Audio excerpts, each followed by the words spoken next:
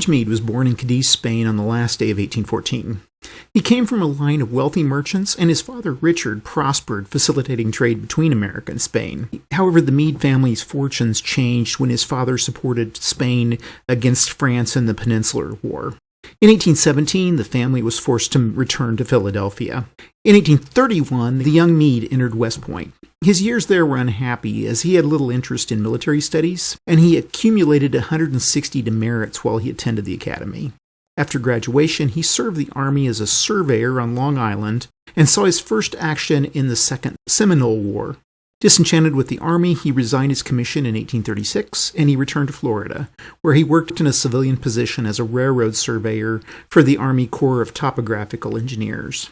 Fate would bring Meade once more into the Army when Congress passed an act that excluded civilians from being members of the Corps of Engineers. So he had to re-enlist as a second lieutenant, and he once more served in the Army working in lighthouse construction. During the Mexican-American War, he was pulled from his engineering duties, and he fought at the Battle of Palo Alto, Resaca de la Palma, and Monterey. After the war, he went back to building lighthouses and slowly working his way up through the ranks. By 1857, he was assigned to survey the Great Lakes, where he stayed until the outbreak of the Civil War. When war broke out, he was appointed a brigadier general of volunteers, and he was placed in charge of working on the defenses that surrounded Washington, D.C. Now, the first major Civil War combat that he was in was during the 7 Days Battles in June of 1862. He commanded a brigade at Glendale on June 30th and was shot in the right arm and back. After a brief period of recuperation, he fought at the Second Battle of Bull Run, where his brigade protected the rear of the retreating Union Army near Henry House Hill. Meade's ability as a general and the quality of his troops were noted at the Battle of South Mountain and Antietam. When Ambrose Burnside became commander of the Army of the Potomac, he passed Meade over for command of the First Corps, giving the position to John Reynolds. And this was highly frustrating to the more experienced Meade. It was also noted at this time that Meade was known for his bad-tempered personality, earning him the nickname Old Snapping Turtle, and that his disputes with his fellow officers became legendary. At Fredericksburg, Meade's division made the only successful push against the Confederate lines on the southern end of the battlefield. However, his push received no reinforcements, and they were slaughtered when Stonewall Jackson's corps pushed back. Afterwards, Meade led his troops through the infamous Mud March along the Rappahannock. Now, Meade was also present at Chancellorsville, where his corps spent most of the battle back in the reserves, despite his protests that they be allowed to fight. Meade was also one of the Union generals that argued with Hooker to advance against the outnumbered Robert E. Lee. However, in this situation, Hooker chose to retreat. After the battle, Hooker blamed Meade and his fellow officers for the Union defeat, and unfortunately Meade took his superior officers' criticism poorly. In a letter to his wife, he stated, "General Hooker has disappointed all of his friends by failing to show his fighting qualities in a pinch," which was an accurate assessment. In the days after the Union defeat at Chancellorsville, Hooker, now on the outs with President Lincoln, asked for federal troops to be moved from Harper's Ferry to intercept Lee as he moved north into Pennsylvania. Now, Lincoln refused this request, and in protest, Hooker resigned. Early on the morning of June 28th of 1863, Meade was informed that Lincoln had ordered him to replace Hooker as the leader of the Army of the Potomac. At first, the slightly paranoid Meade thought the whole thing was a practical joke, but when the reality of the situation made itself apparent, he wrote to his wife stating that command of the army was more likely to destroy one's reputation than to add to it. Now, while a number of his fellow generals appreciated his methodical approach to battle, there were some who questioned his straightforward nature and his appeal to reason over gut intuition. Still, Meade understood the gravity of the situation that was immediately facing him, and he organized troops to deploy to Gettysburg, Pennsylvania, in an attempt to thwart Lee's invasion of the Union. During the Battle of Gettysburg, Meade preferred to lead from the front, constantly moving about the battlefield. This was as much due to his distrust that subordinates wouldn't carry out his orders as he wished, as it was to maintain morale and to rally troops. And his skepticism of the reliability of some of his subordinates was tested on the second day of Gettysburg, when his old nemesis Dan Sickles moved his own troops forward a mile, leaving a gap in the Union's right line. Now, this sent the quick-to-anger Meade into a rage, and he worked quickly to fill the gap. Now, also during the second day of Gettysburg, Meade worked tirelessly to reinforce the Union's position. When he realized that Little Round Top would be key to controlling the Union's left flank, he sent the Fifth Corps to occupy it, just in the nick of time. He continued to feed troops to his left flank, including Slocum's 12th Corps, who were defending Culp's Hill on the Union right. And when the 12th Corps pulled back, the Confederates overran and held Culp's Hill for a short period of time. Throughout the third day of the battle, Meade continued to ride behind his lines, giving orders. And by that afternoon, Lee ordered General George Pickett to charge the Union center after a withering artillery battle. This, of course, ended in disaster, and the Confederates were forced to withdraw from the battlefield. Now, as Robert E. Lee chose to withdraw from the Battle of Gettysburg, the pragmatic Meade saw the futility of pursuing the rebel forces, and he chose to remain there. His men had endured a week of forced marches and bitter fighting, his officer corps had been decimated, and he had no desire to sour a hard-won victory with a potential defeat. Now, Lincoln was disappointed in Meade's reluctance to try to hound Lee's retreating troops and potentially end the war. And when Meade was informed of this, he characteristically became enraged and offered his resignation, stating that politicians and non-field officers had no business telling him how to fight a war. Throughout the remainder of the year, Meade continued to spar with Lee, and to his detriment, his cautious nature began to become his tell, with Lee playing off of it and Lincoln becoming frustrated with it. By early 1864, the president was realizing that his fate lay on a major Union success over the Confederates, and that Meade was not going to be the general that could deliver that. So in March of that year, Ulysses S. Grant was pulled from the Western Theater and made commander of the entirety of the Union Army. Grant, who recognized Meade's virtues, left him as commander of the Army of the Potomac, despite Meade's condemnation of his numerous political foes, as well as the press. Now, Meade was ordered to continue hounding Lee's army, and he set off in May to do just that. Eventually, the two met again at an area known as the Wilderness, close by where the Battle of Chancellorsville had been fought a year to the day previously. The battle was a bloody one and eventually fought to a draw, and this was repeated several days later at the Battle of Spotsylvania. Now, after these two difficult battles, Grant kept Meade on a pretty short leash for the remainder of the war. Shortly after the Battle of Spotsylvania, Robert Cropsey, a correspondent from the Philadelphia Inquirer, wrote that if it were not for Grant's correcting Meade's poor decisions, the battle would have been a Union disaster. And upon hearing this, Meade furiously ordered Cropsey's arrest, misspelling the correspondent's name Crapsey in the arrest warrant. Cropsey was mounted backwards on the sorriest-looking mule to be found, wearing a placard reading "Libeler of the Press," and was then paraded out of the Union camp. Meade then banned Cropsey from the army and declared that he would punish correspondents who circulated falsehood. Now, the press, who held a great deal of influence on how the U.S. public, as well as politicians in Washington, saw the war, retaliated by simply ignoring Meade and any of his accomplishments, or blame him for any setbacks. A newspaper reported that the Army of the Potomac was directed by Grant, commanded by Meade, and led by Hancock, Sedgwick, and Warren. To the thin-skinned Meade, this erosion of his autonomy made the situation much more difficult. Now, this situation was further exacerbated when Grant, who realized that he had much deeper reserves of men than the Confederates, began to rely on other more ruthless generals, such as Phil Sheridan and William T. Sherman. The economy of sacrificing Union troops in order to outspend the South's living resources disturbed Meade. Such concerns finally came to cruel fruition when Meade had oversight over the brutal siege of Petersburg, and this culminated in having to oversee the hapless Ambrose Burnside and approving a plan to plant explosives under the Confederate line.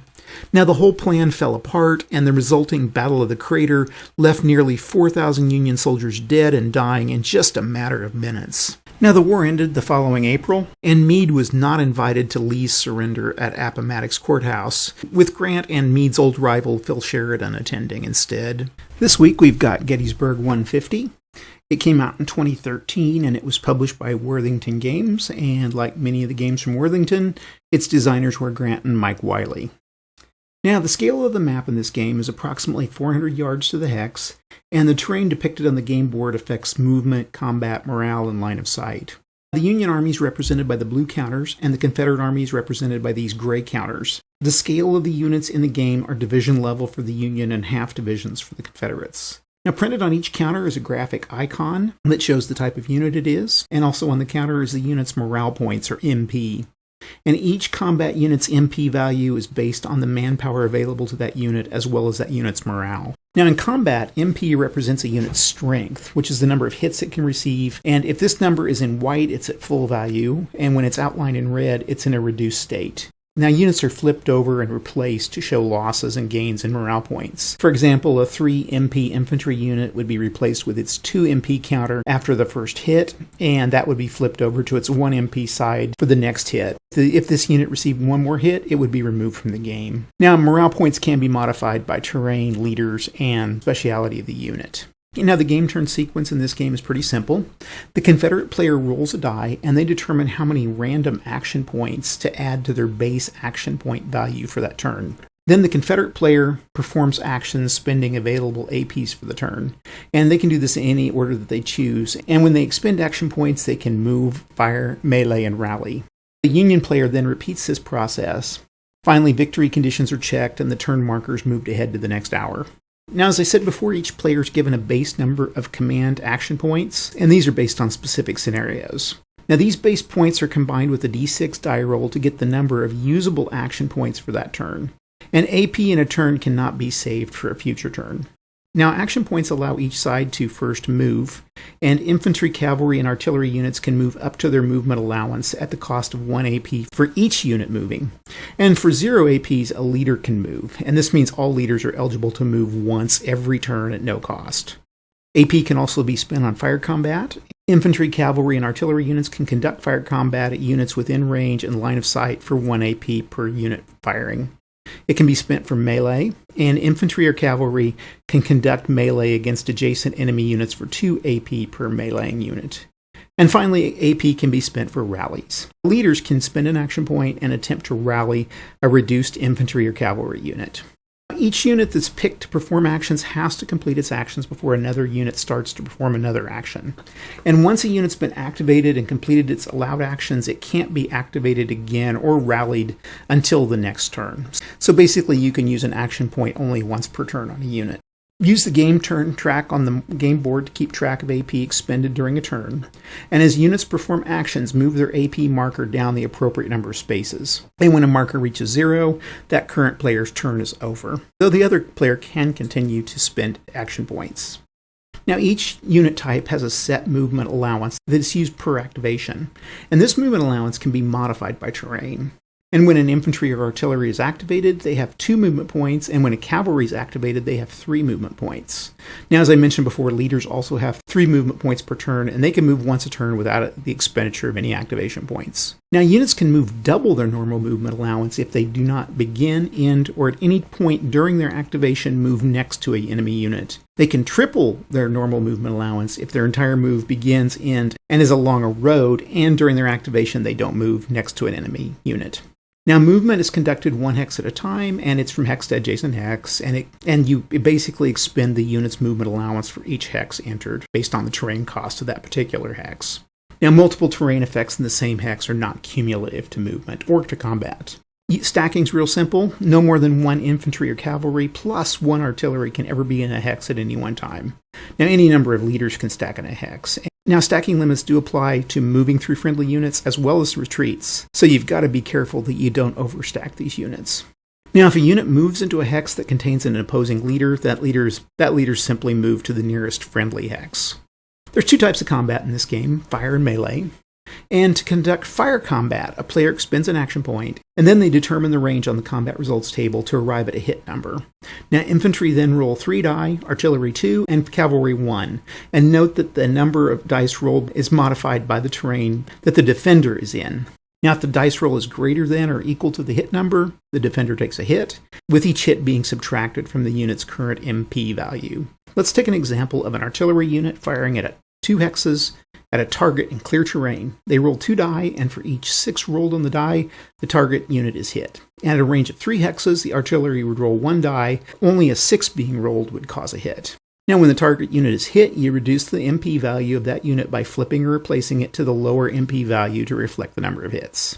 Now, if 2 units are in the hex together, all hits are applied to the unit with the highest MP value. And in case the 2 units are of equal strength, then the owning player has the choice of which one to take an MP from. Artillery units have to have a clear line of sight to be able to fire at a target unit greater than 1 hex away. Now, clear lines of sight are defined as a straight line through the center of the hex from the firing artillery unit to the target unit, and this has to be free of blocking terrain as well as both enemy and friendly units, so you can't fire over units. Now, blocking terrain in the firing unit's hex or the target hex don't block the line of sight. Only terrain and hexes between the two units. And if the line of sight follows a hex side, then the line of sight is blocked if both hexes along the hex side have blocking terrain. However, if only one hex side has blocking terrain, then the line of sight is clear and the unit can fire. Also, if an artillery unit's on a ridge hex, it has a line of sight unless there's a blocking terrain. And if an artillery unit is 1 or 2 hexes behind the ridge, then the ridge itself blocks the line of sight. Also, units in adjacent hexes can always fire at each other, as terrain doesn't affect line of sight for units this close. And since infantry and cavalry can only fire at adjacent units, their fire is not affected by line of sight considerations in any way. There's also melee combat. Now, both infantry and cavalry units can initiate melee against adjacent enemy units at the cost of 2 action points, not 1 but 2. And to resolve this, you simply roll a die, with the 5s and 6s counting as hits. Now, artillery can't initiate melee, but they can be the target of melee. And when rolling the die for the attacker's melee, you apply terrain modifiers to the number of die rolled based on the terrain the defender occupies, just like you did with fire combat. And if a defending unit takes a hit, they have to make a morale check to determine if they retreat. Now, the unit morale roll is based on the unit MP after removing the losses caused by the melee. You roll a die, and if the result is lower than or equal to that unit's MP, it doesn't have to retreat. If it's higher, it has to retreat 1 hex, and that's the owner's choice. And a natural rule of 6 always means the unit retreats regardless of morale modifiers. Now, if a leader's in the same hex as a unit making a morale check, you add that leader's leadership rating to the unit's MP value to determine that unit's overall morale. And you use this when you roll the morale check. If there's more than one leader stacked with a unit, only one of the leaders may add their leadership. Now, if a leader's stacked with a unit that has to retreat, then that leader also has to retreat with that unit. Now, if artillery is stacked in a hex with either an infantry or cavalry unit, then the infantry cavalry unit has to first pass the morale check, and the artillery unit doesn't have to roll. Now, if the infantry cavalry unit fails, then you roll for the artillery, and if it fails, it also retreats. Now, when artillery is in a hex alone and it's meleeed, if the artillery unit is hit, it conducts a morale check. And if it passes, it stays in the hex. And if it fails, it's eliminated and removed from play. Now, defending units that fail a morale check have to retreat towards the closest reinforcement entry point for their side. And they can't retreat into a hex adjacent to an enemy unit unless there's no other route open to them. And if no retreat path is available due to being surrounded by enemy units, stacking restrictions, or the board edge, then a unit remains in its hex and it takes an additional hit of damage. Now, if a leader is stacked with a unit that's eliminated, that leader must immediately retreat up to 3 hexes unless blocked by enemy units, in which case that leader is eliminated. In several turns, reinforcements come into the game, and they're allowed special movement on the initial turn of entry. Basically, this special movement allows a player to expend 1 action point to enter and move all of the reinforcements at the same point of entry. And players can delay reinforcements for a later turn of arrival. Now, if a stack of units with a leader are attacked in a melee, for each 1 rolled, the leader has to roll a die to see if they're eliminated. And if the result is another 1, that leader's eliminated, and you flip them to their replacement side. Now, during fire combat, no matter how many 1s are rolled, the leader rolls 1 die to see if they're eliminated. And if the result's another 1, then the leader's eliminated. And again, the counter's flipped to its replacement side.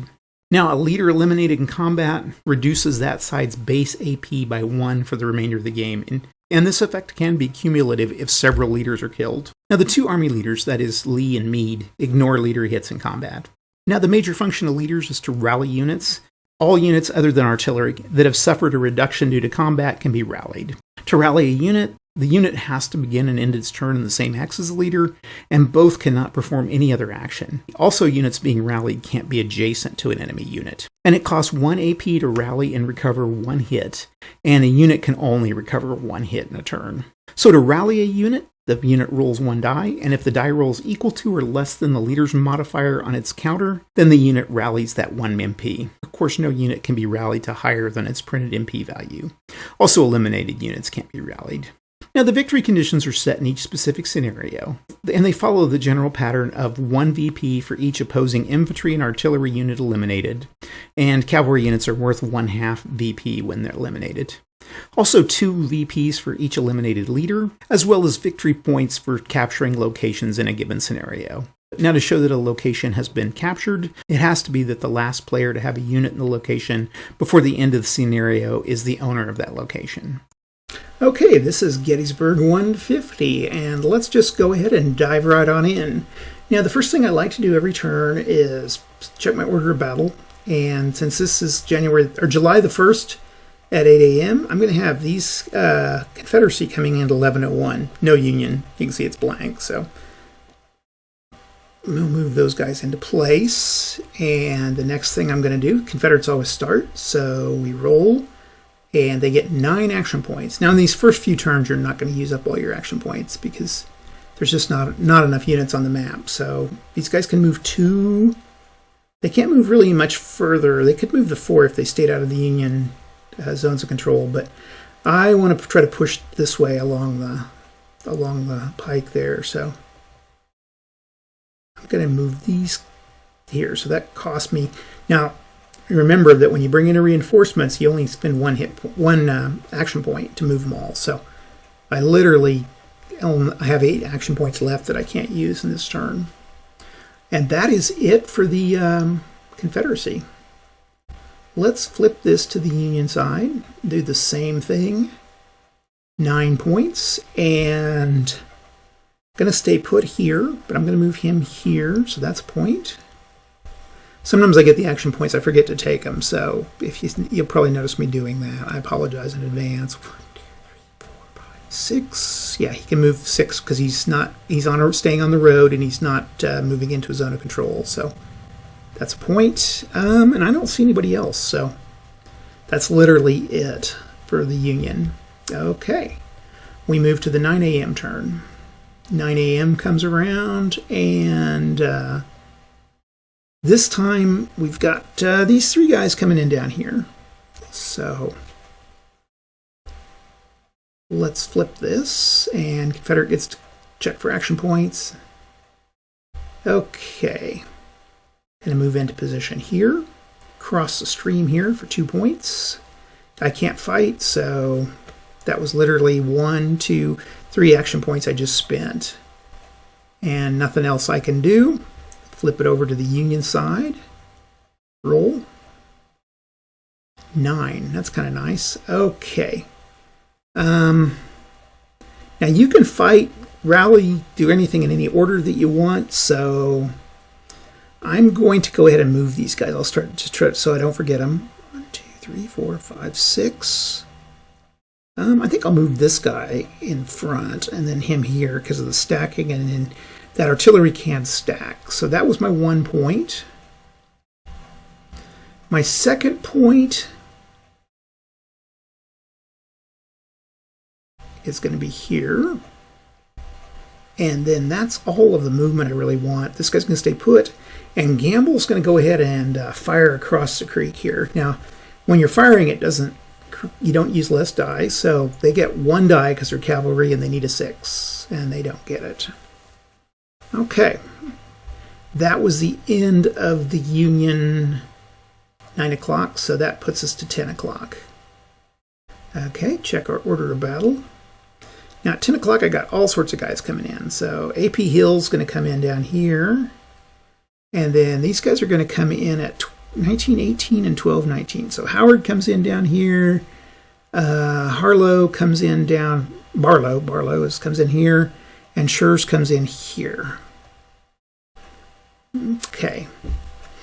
And these guys can move 3, so they're fine. And then I'll move... Oh, I need to roll. 7 points. Okay, so he's going to move. That's a point. And then I've got to get across the stream. Now, I'm going to be as aggressive as possible because I want to try to push... As a Confederacy, I want to push as hard as I can to get these victory points before the Union can form a line.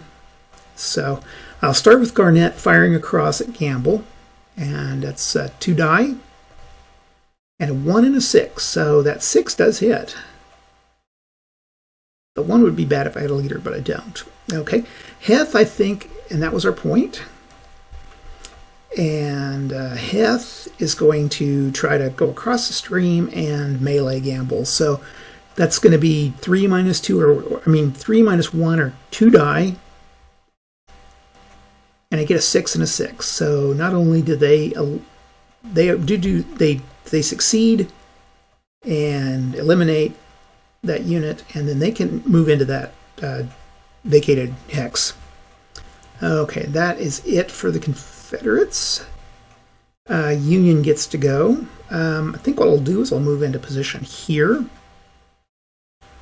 I think I'll move, that was 1. Oops, I gotta roll. Flip it. Okay, now roll. So 9 points, okay. So I moved, and that was 1 action point. Okay. Then here I'm gonna move. That was 2 more action points.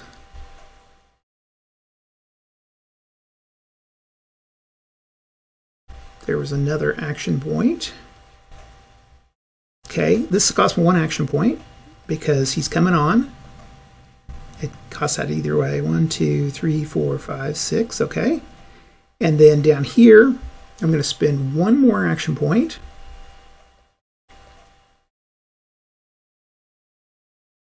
Okay, for Howard. Is that it? That's it. And I can't fight because I moved. So I'm going to left with action points. Okay, go to 11 o'clock. July 1st at 11. I've got these guys coming in at 11:01. Hex 11:01. And I've got this guy coming on at 19:18. Okay. We're going to flip this to the Confederacy. Roll. And I get 12. Oh, wow. I can really push hard here. Okay. I think I'm going to start with Heth making an attack against Wadsworth. It's uphill, so I'm at -1 on my die rolls, so I need 2. I'm going to melee. I got lots of action points this turn. So I'm going to roll the 2, and I get a 1 and a 4. Now, I don't succeed in getting any points, but because of that 1, Reynolds is in trouble. So I'm going to roll again, and if I get a 1 for Reynolds, then he's killed. Nope, he's not. Okay. Heth B will move here, and Garnett will move here and there. So that's 2 more action points. And then these guys, I think I'm going to try to get around where Devon is. So we're going to go 1, 2, 3, 4, 1.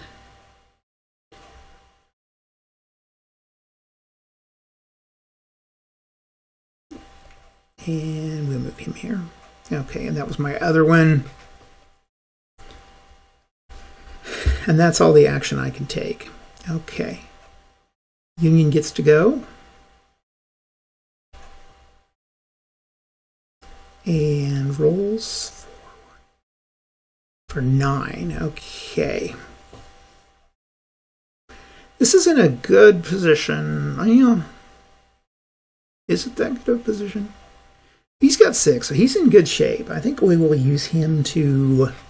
He's going to make him a melee, but let's move these guys.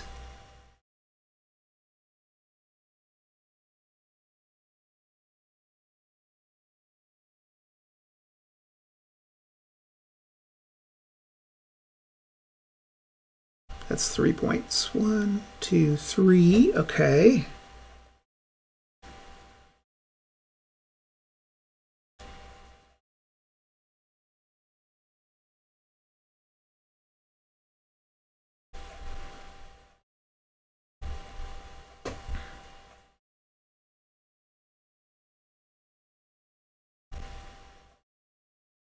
Oops.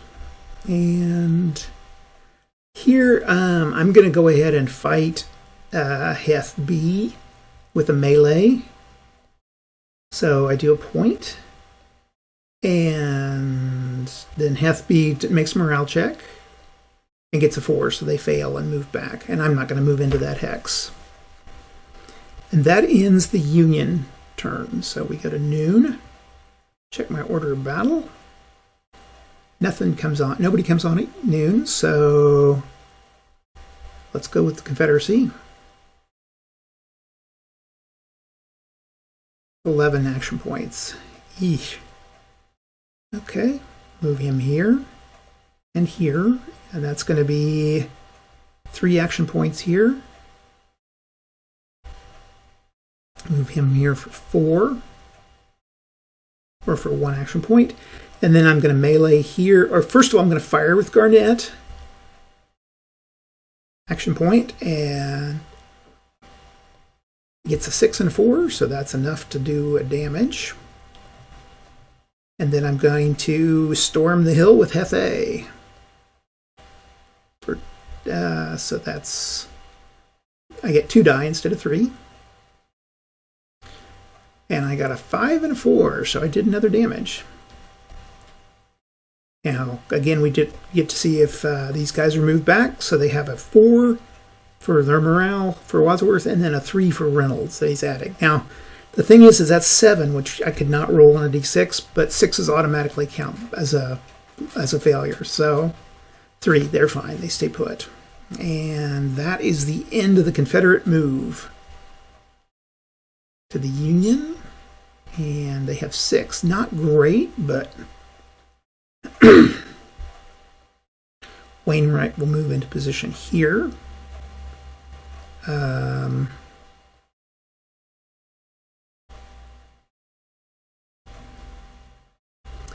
4.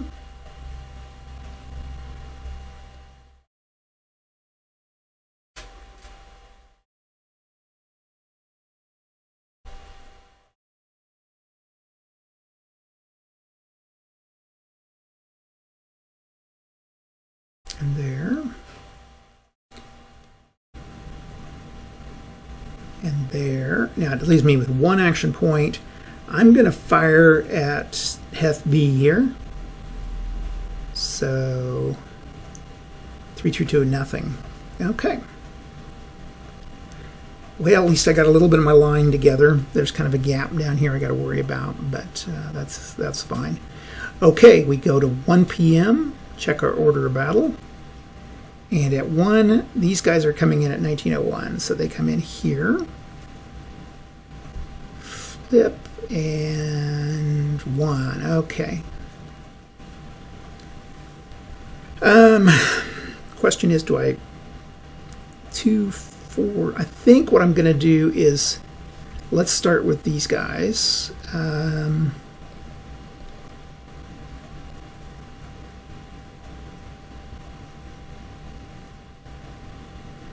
Here, and here, and here. 2, 3, 4. Okay, that was my 1 because I'm bringing them on. Here I think I will go ahead and fire up the hill with these 2 with Hethe and Garnet. I think those will be fire combat. Now it's at -1 because I'm going uphill, so I'll start with Garnet. And we roll a 1. So Garnet doesn't get a hit on Wadsworth, but Reynolds has to roll and gets a 1. So Reynolds takes the hit and is a casualty. Okay. Now I think Heth will fire up the hill. They need a 6, and they've got 2 die, nothing. Okay. And then Heth B.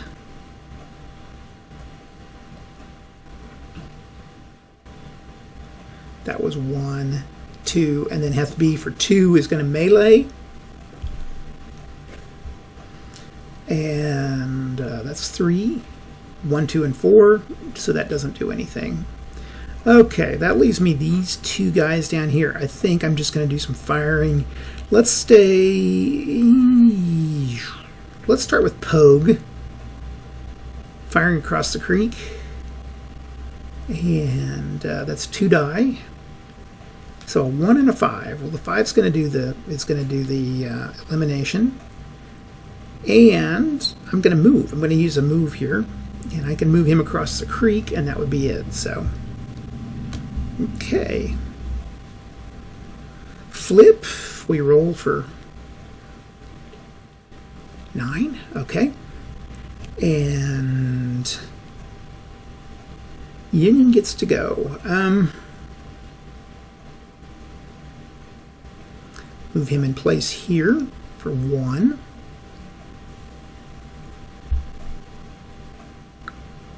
I don't think there were any Union guys that came on this turn. Nope, okay. Let's see, that Robinson went. Okay, now Wainwright and Pender. Let's start with Wainwright against Pender B. 2 shots, a 6 and a 4. So Pender B takes a hit. And then here, Doubleday will fire down on Pender A.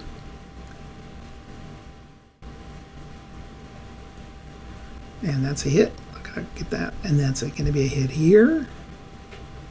Okay, those guys have gone. Wadsworth is going to try at Heth B. And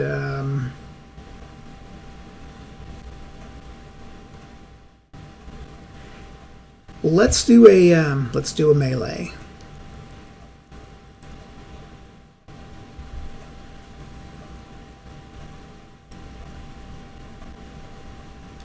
Okay, so Wadsworth meleeing Heth B. 4-3-2, nothing. Okay. Shoots. Can't shoots. He'll stay put. Howard has Barlow. Stay put. And that leaves Steinware and Osborne. Okay.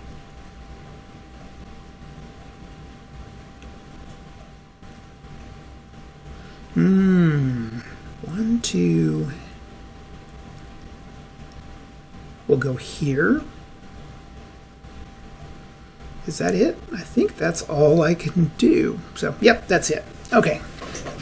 So that is the end of turn. We can move our turn marker to 2 p.m.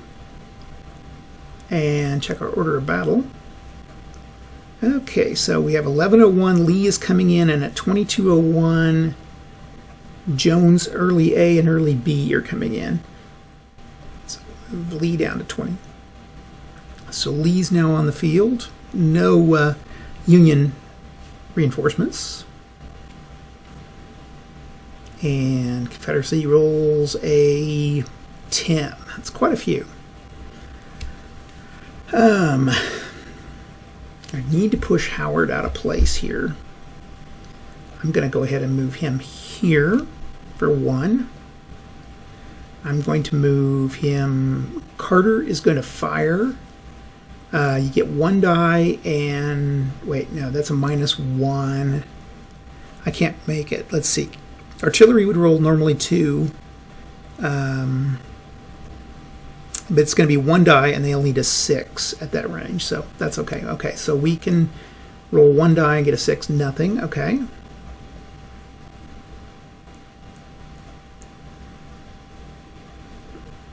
Ewell. Going to move in place here. Going to move these guys early in his bunch down. 2, 3, 4.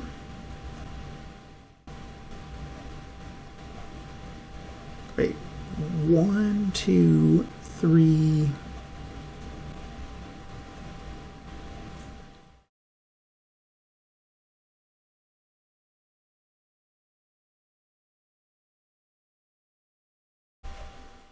Okay.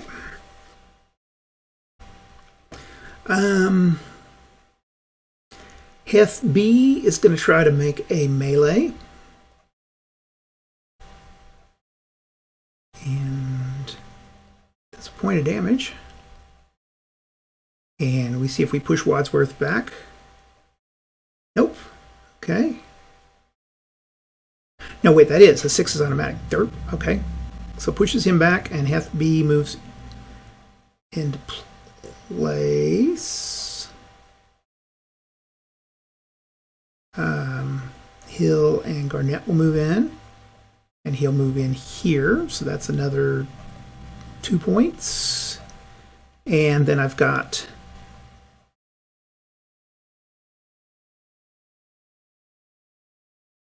I think I'll try to attack there. So Pender will make a melee there, And they get 2 die because it's uphill. 4 and 1, so nothing. They don't get anything. Okay, yeah. Okay, that's the end of the Confederate. We flip, and the Union rolls and gets a 3. 1, 2, 3. Okay.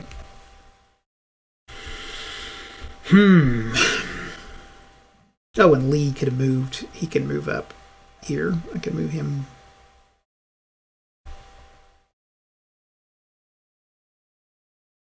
There, he can move there, I guess, because he can't move into his zone of control. Okay, but he gets that free move.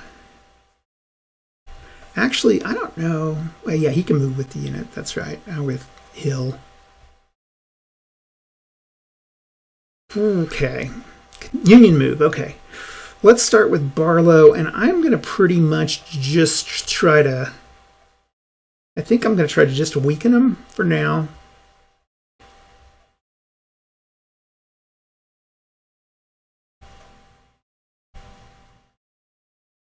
I got 8 guys there, so yeah, that would be perfect. Okay, so we'll start with Howard, or Barlow, and Barlow's going to fire here and gets a 5. Now, a 5 at a range of 1 doesn't do the trick.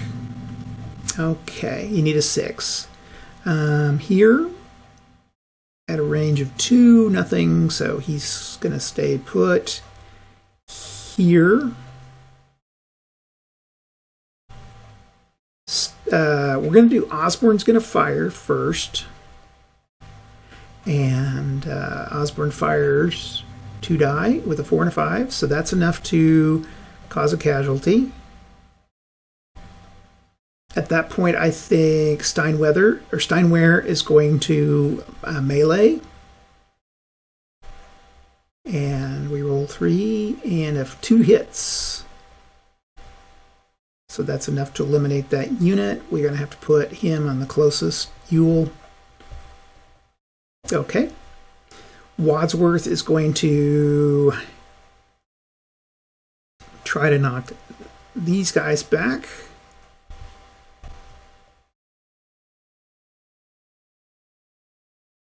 A 1, 4, and a 5. Okay, so first of all, now they don't tell you what the order on this should be. When you end up in a situation like this, let's take a casualty here. Then we've got to roll for, there's a 1, so we got to roll to see if Hill was killed. And he was not. And that, because that would matter on the morale later. So now we got to roll for morale. Heth has to roll a 1 plus 3 or a 4. And gets a 6. So Heth is moved back.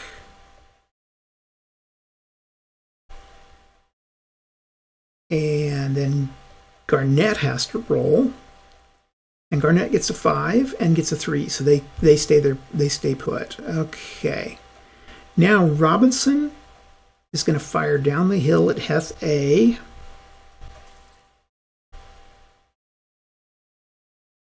I'm going to fire, yeah, and 3 die. I need a 6, and a 6 does the trick, so that's a hit.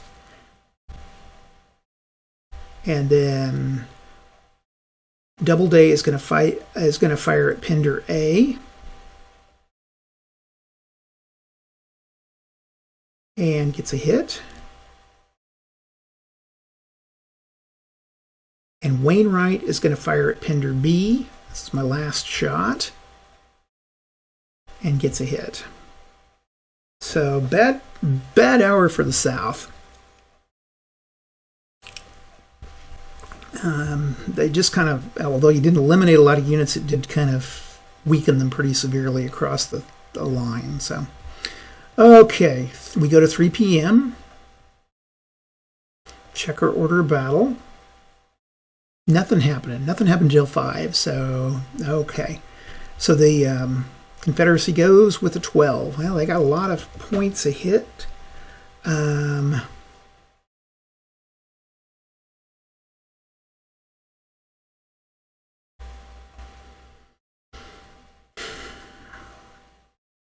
I think I'll start with Jenkins.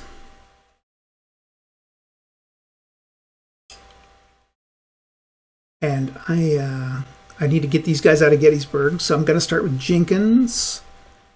2 points. And Jenkins rolls 1 die. Now, let me check my chart here. Minus. Okay, so we can't, because the die roll is 1. I can't do anything else.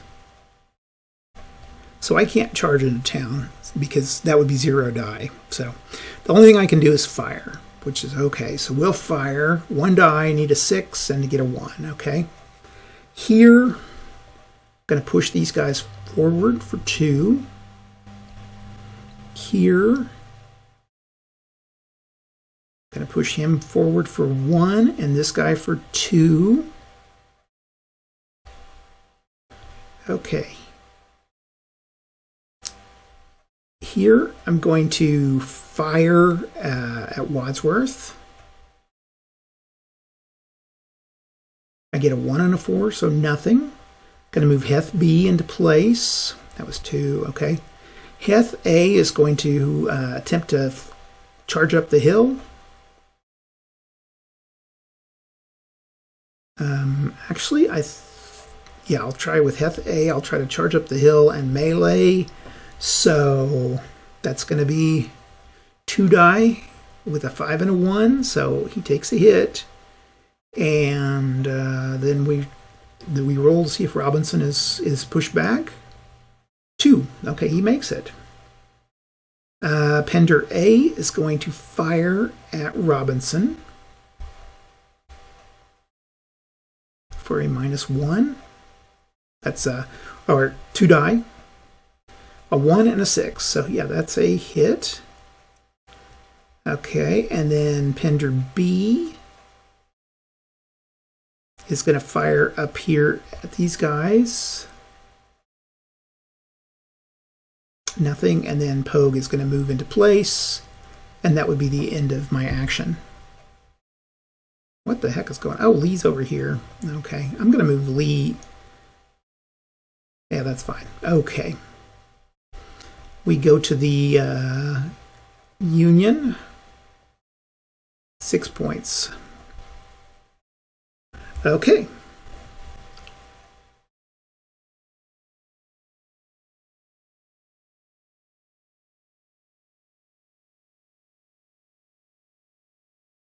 Are there any Union leaders? Going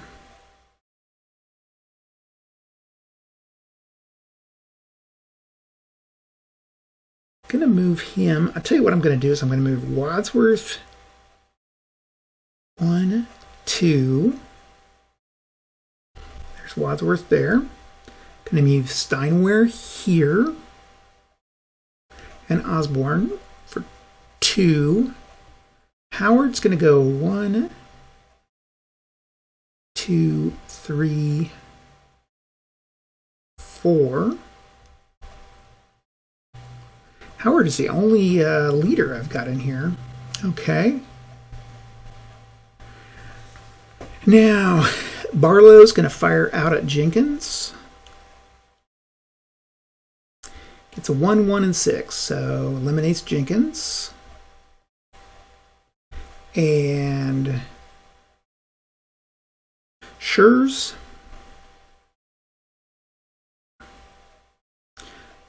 We're going to have Wayne's, we're going to have Doubleday and Wainwright firing down here on Pogue. That'd be my 2. Okay, so let's do with Wainwright first. 4 and 1, nothing. And then Pogue gets 2 hits. Hit, and I'll eliminate this guy. That's my choice. Okay.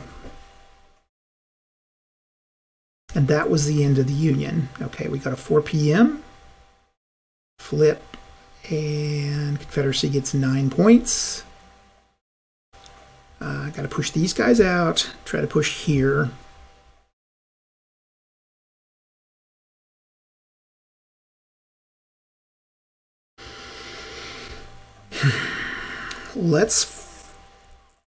First of all, let's fire Pender to these guys. See if we can weaken them a little bit. So Pender's going to fire.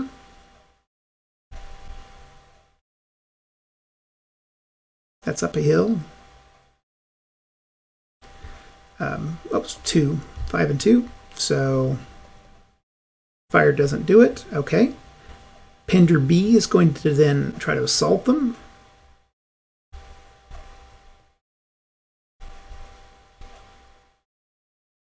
A 1 and a 5. Okay, the 5 will do the trick. Hit. Okay, and then we're going to see if Doubleday makes a morale check, and a 4. So Doubleday pulls back. And then Wainwright gets a 3. So Wainwright pulls back also. And I can move into place. Okay. Now Heth A is going to go against Robinson. 1 and 1, nothing. Okay, over here, I'll have Garnett firing on these two, which is a hit. And then I'll have Heth B firing. That was Garnett and Heth B. And they got through 2 hits. Hit and hit. Okay. And that leaves, I've got 2 left. I'll start with Carter on Barlow.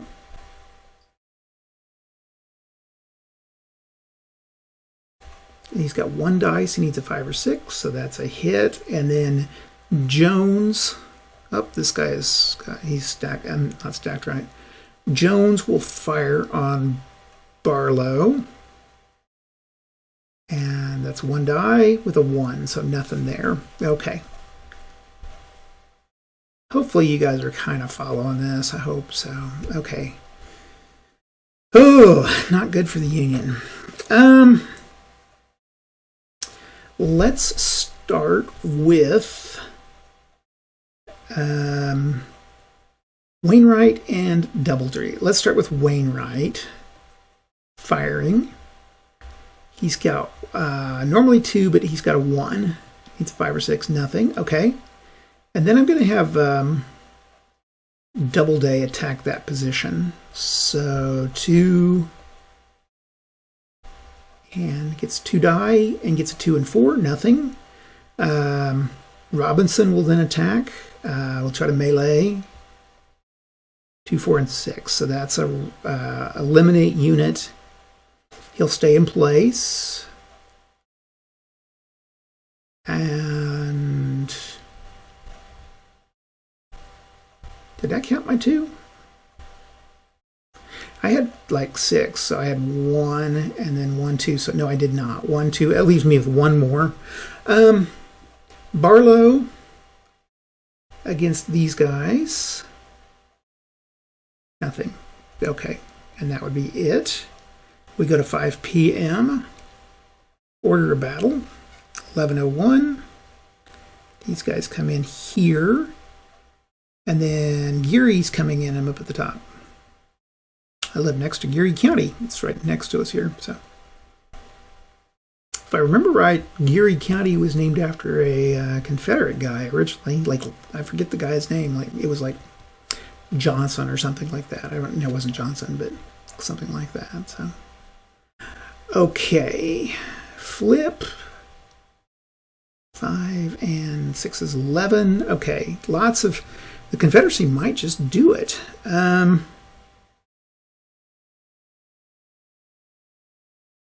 I'm going to move this guy first. 1, 2. Okay. Going to move this guy here for 1. And I'm going to move Heth A. I'm going to have him attack Robinson for 2 die and gets a 2 and 4, so nothing. I'm going to have Garnett. I'm going to move Lee here, and then I'm going to have Garnett fire on Steinway and Osborne.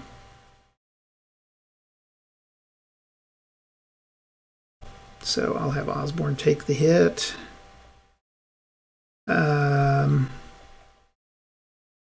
Heth B is going to attack Steinwehr with a melee. So that's enough to eliminate him. And Heth B moves into the hex. Rhodes A moved. Okay.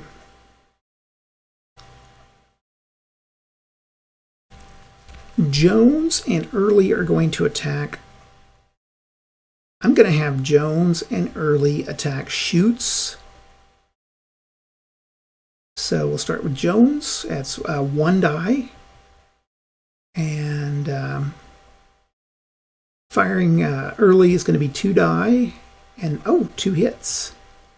Hit and hit. And then I'm going to have Carter and Early attack Barlow. That'll be the end of my turn. So Carter goes first. Nope, and 2 points for that. So Barlow, so nothing. Okay. I guess I left these guys down here. That's okay. We go to the Union. And the Union gets 11 points. First I need to move Geary into place. 1, 2, 3, 4, 5, 6.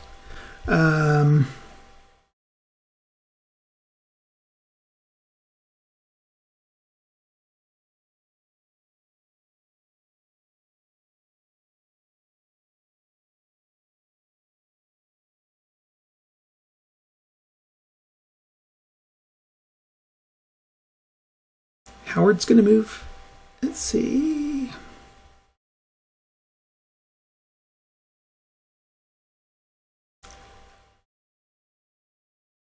Schutz is going to move here. Howard's going to move here.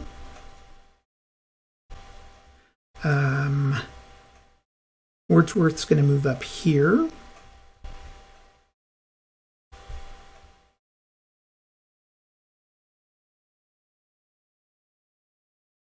These guys are going to move here.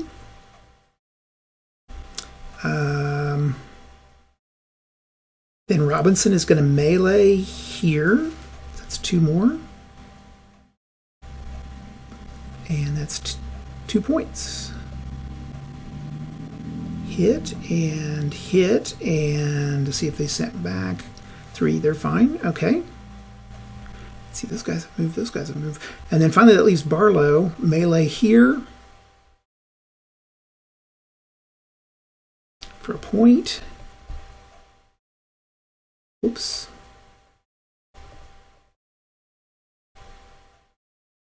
Okay, Early sees if he's... Okay, Early's driven back, and that leaves Carter here. And Carter is driven back, so they're driven back. And I'll stay here with Barlow. I think that's all that I can do. Okay. We move to 6 p.m., order of battle. At 6 p.m., 2412. 2412 is...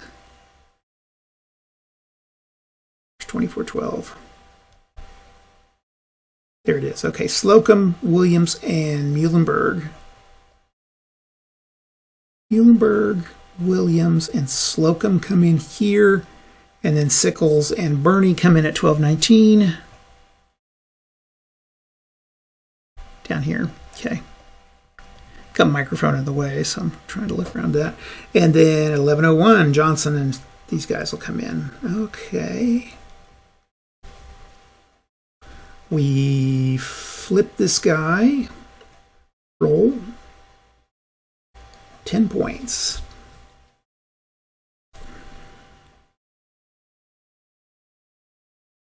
Okay, at this point, I think I'm going to make a rush for here.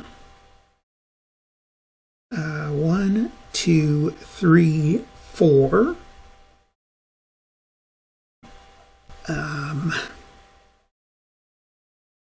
These guys in place here.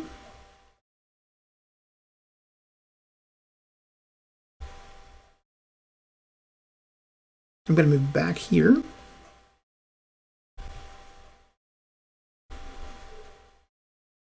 Actually, I can move back 2. I'll move those guys back 2. Then 1, 2, 3, 4.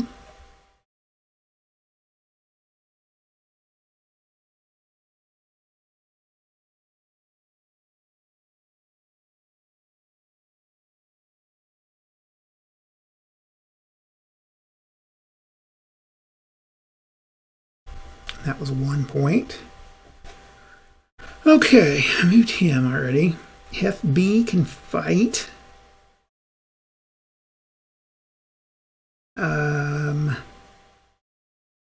I will attack that position. 6, 2, and 1. So hit. Let's see if Doubleday moves back. 4. Didn't make it. And let's see if Wainwright makes it. 2. Okay, so Wainwright stays in place. Doubleday moves back. Okay. Rhodes will try to overtake Wadsworth.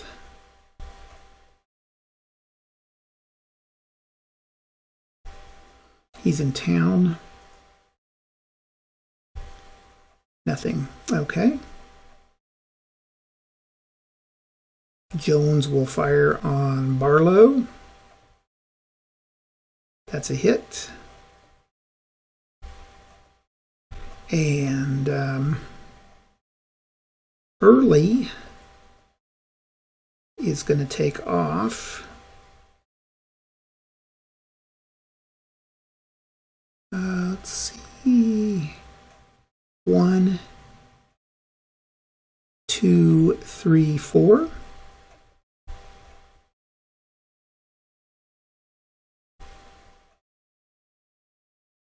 And then 1, 2, 3, 4. There we go. Okay.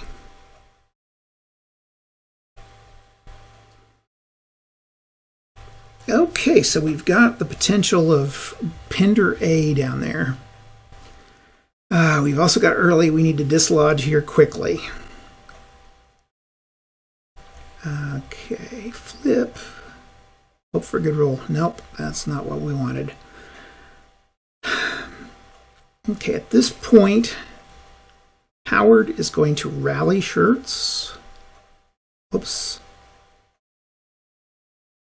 Let's see. Oh, Howard only has a rally of 1. Oh. So nothing. He does not rally Shirts.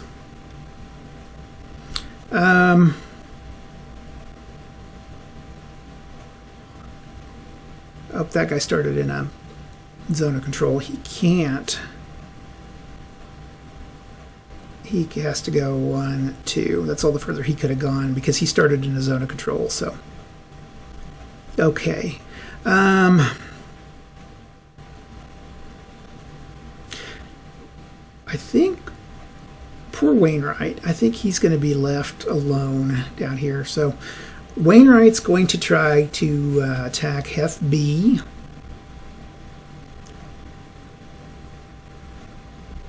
And misses. Okay. Robinson is going to make a melee against this stack. And misses. Doubleday is going to go 1, 2, 3, 4.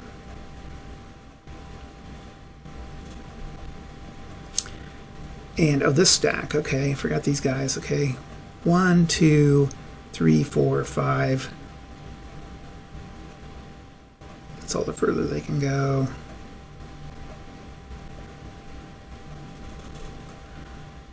And Geary's going to go 1.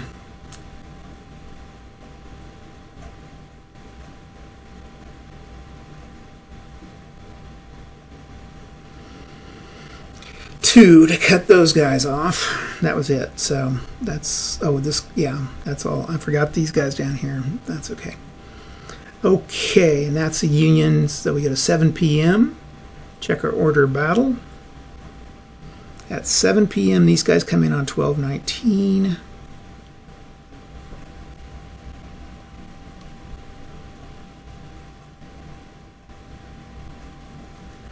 And is there any Confederacy? No.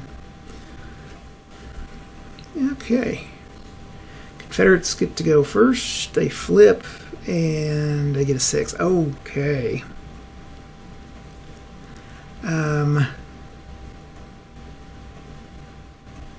Let's move. Yeah, let's start here with Carter and Early. Carter's going to fire. And hit. And then Early is going to go ahead and melee for 2 more points. Hit and hit. Geary is going to see if they fall back, and they do.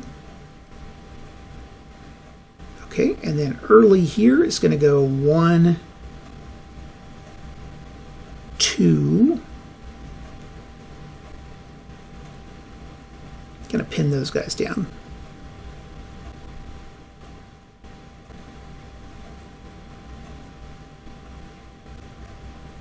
This stack's going to go here so that I can take that Culp's Hill. Jones will move into town. Rhodes will move into town.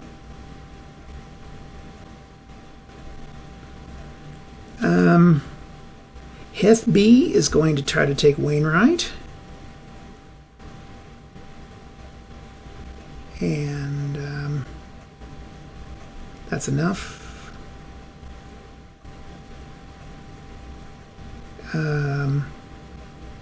Garnett is going to fire on Robinson.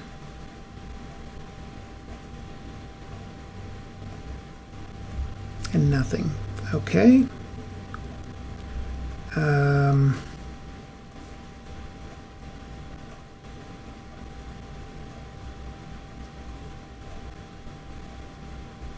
Move into place there, and that'll be the end of my movement.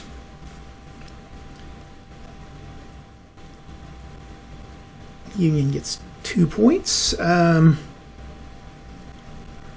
I was trying to pull back. I'm going to pull back to here.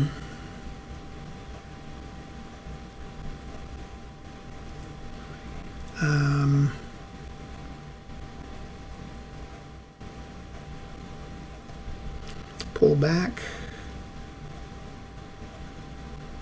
Move into place here.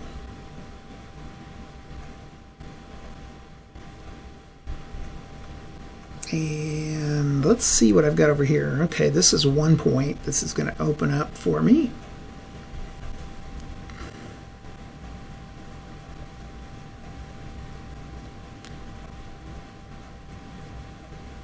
One, two, three, four, five, 6, and this guy, and this guy, and this guy, and Doubleday's going to fire up the hill. Actually, Doubleday, yeah, I've just got 1. No, I got 2 points. No, that was my 1 point, and then firing up the hill. Doubleday is going to be 2. He did get a 5, so that's a casualty. So that's a hit, and that is the end of the turn. And we go to the night turn. And during the night turn, I can move, but I cannot fire, and I can't get into enemy zones of control. So I think I can rally. Let's start with the Confederacy.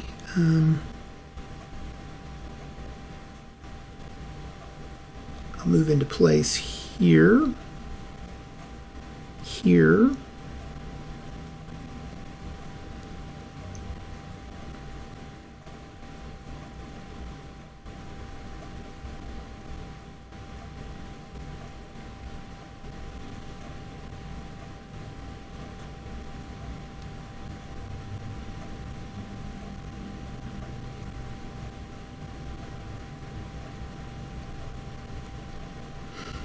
Okay, those guys have all moved. I don't think anybody comes on at night. Oh, these guys do it. 1918.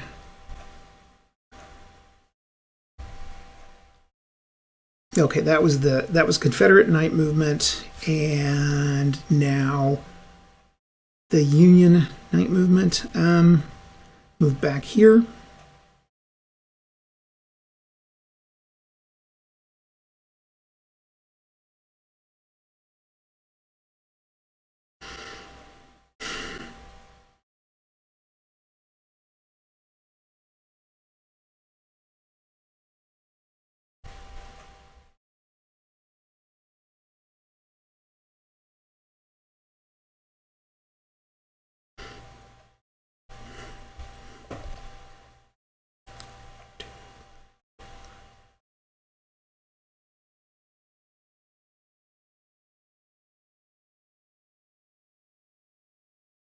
Okay, I think I've moved everybody. It looks roughly like the real battle. I mean, we've got those guys will be, the Confederates will be moving down southward here pretty quickly. But then I've got to make some major defensive stuff. So that was the night, and we will get into the next day in just a second. Okay, we're back, and things are going to get a little more complicated here. So it's 6 in the morning on the 2nd.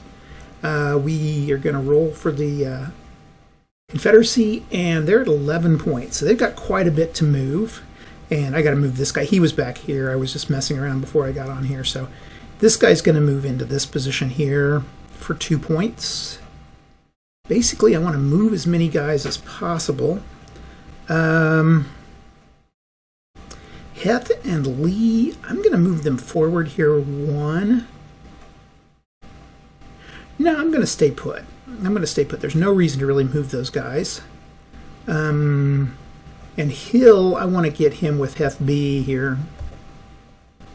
Get on there. Okay.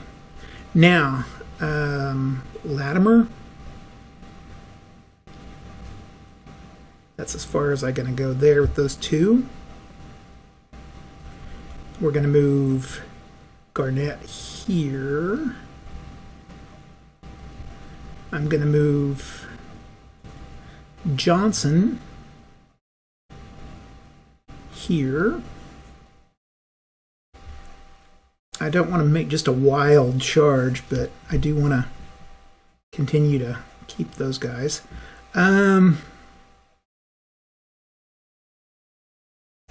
These guys are going to move into position here.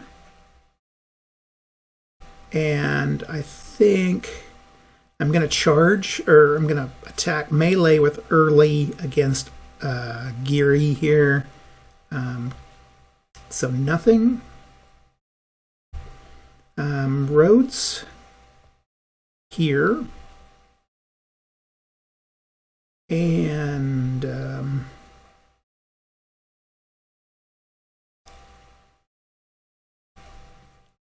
let's see, Rhodes here. And then let's go ahead and fire from both of this position. So these 2 units here are going to fire. So Carter's going to fire at this stack. Nothing. And then Early is going to fire at that stack. And needed a 6, I think. Yeah. So nothing there. And that should be the Confederate turn. Okay, we'll go to the Union turn.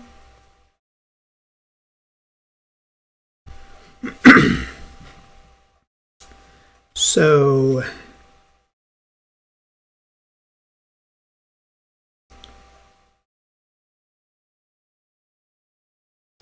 this guy's pretty much surrounded. Let's go ahead and start with a melee here. Might as well go down fighting. 2, 3, 4, nothing. Okay, and a melee with Doubleday. Nothing. Wow, just not getting much good rolls. Okay.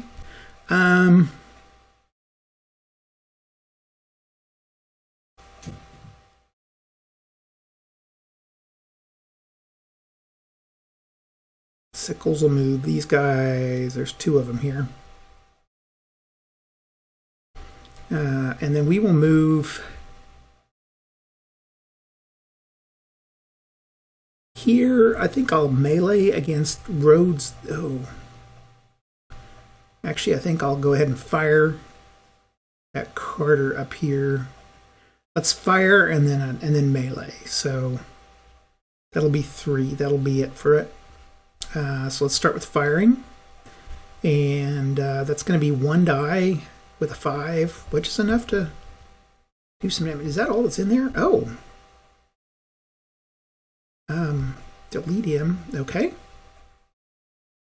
And then Williams is going to melee and gets 2 hits. So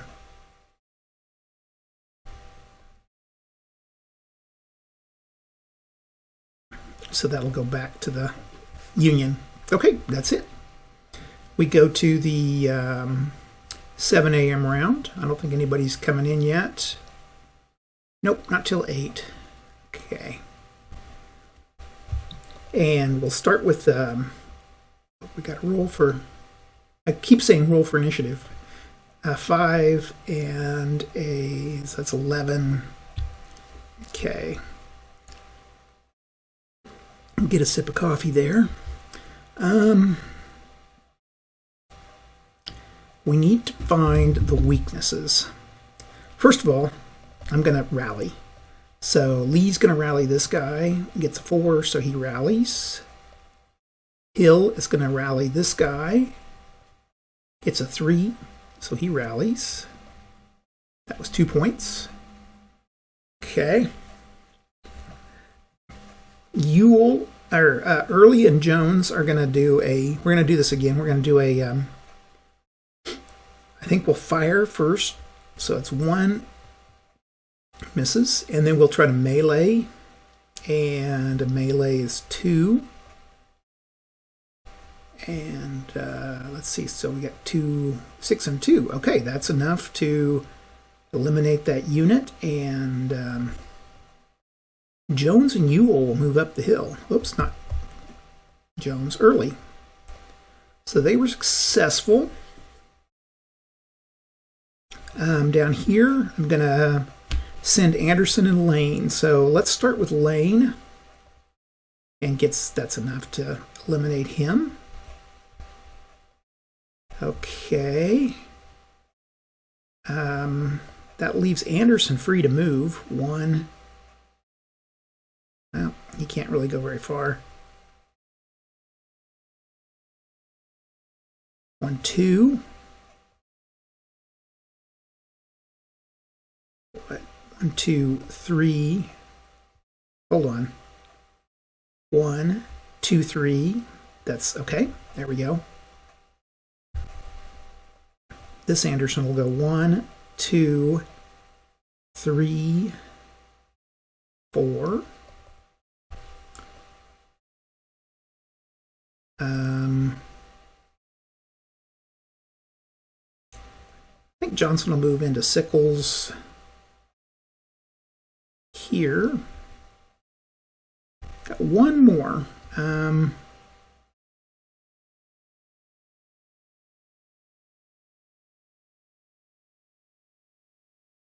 There we go. Okay. So the Union's going to go with 7. The Union's actually having some issues here.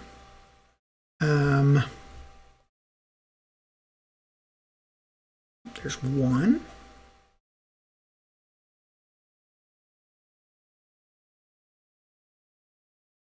2.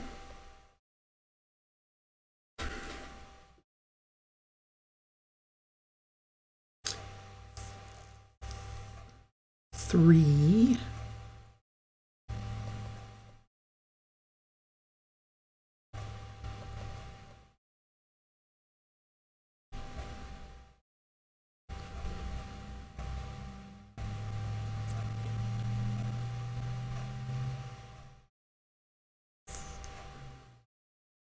4, 5, and 6. Oh, we got 1 more.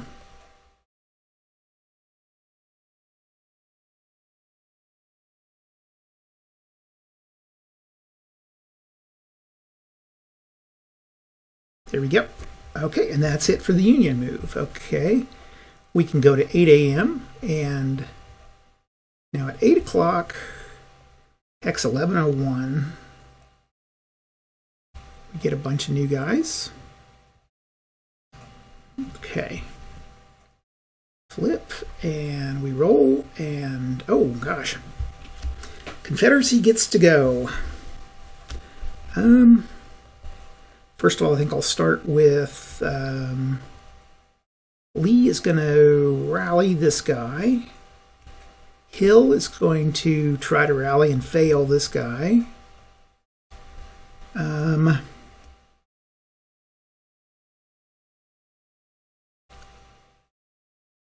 Jones is going to fire here and gets 2 hits. Hit. Okay. Early is going to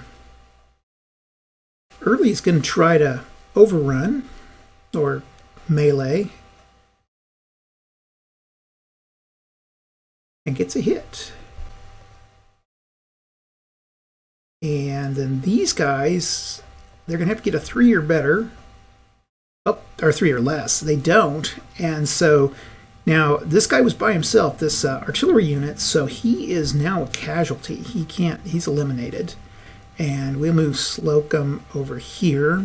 Do I want to move into this position? I think I'll keep my line together. Okay. Rhodes. Garnett. So I'm going to make 3 fire attacks. I'm going to go fire attack 1, fire attack 2. Rhodes is going to fire first. And it's 2 hits. Oh.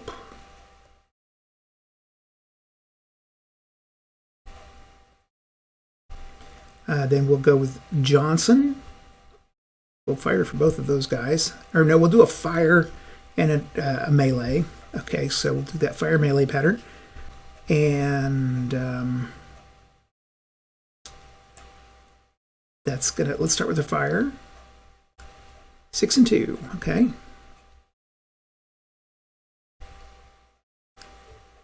Okay, and then the melee. 2 hits. Okay, so we take our 2 hits, and that's going to be a hit and a hit. And then we see if we overrun. I need a 3 or less. 4. Okay, so they move back. And Johnson will move forward. Actually, I'm going to stay put. Okay, that was it. So I got 4 more that I can move. We'll move 1, 2,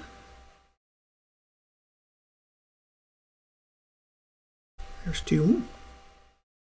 I got 2 more.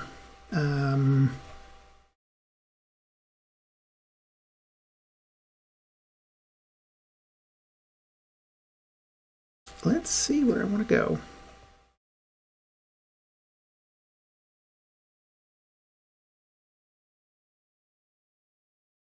There's 1.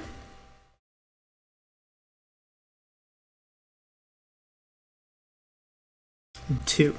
That's okay, that'd be enough, and that'll be it. Okay.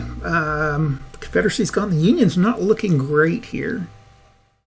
Oh, I forgot these guys. Oh well, that happens.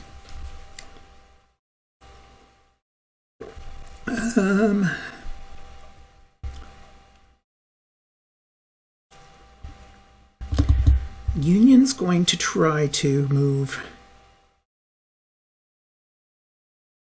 I'm in a good position here.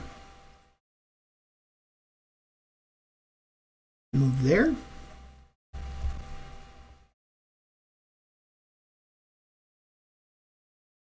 Okay, so there we go. That's 1. Sickles, I'm in a good position. Humphreys, I'm in a good position. Birney, I'm going to fire here. So for 2 points there. we're going to fire with Bernie and Randolph. So we'll start with Randolph, and that's a hit. And Randolph has 2 more hit. Or no, they need 6s. Okay, so that's not a hit. Okay, and then Wadsworth is going to fire. Nothing. Okay. I'll move a Hill or Meade up. That's 2 there. And I'm going to melee Jones.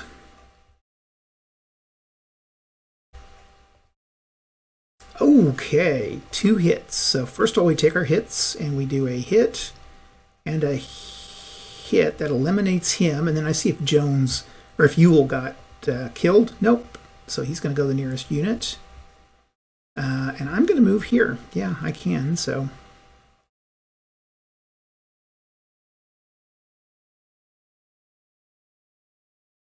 actually, yeah, I will. I'll move there. Okay, we go to, and that was it. We go to the 9 a.m. and July 2nd at 9.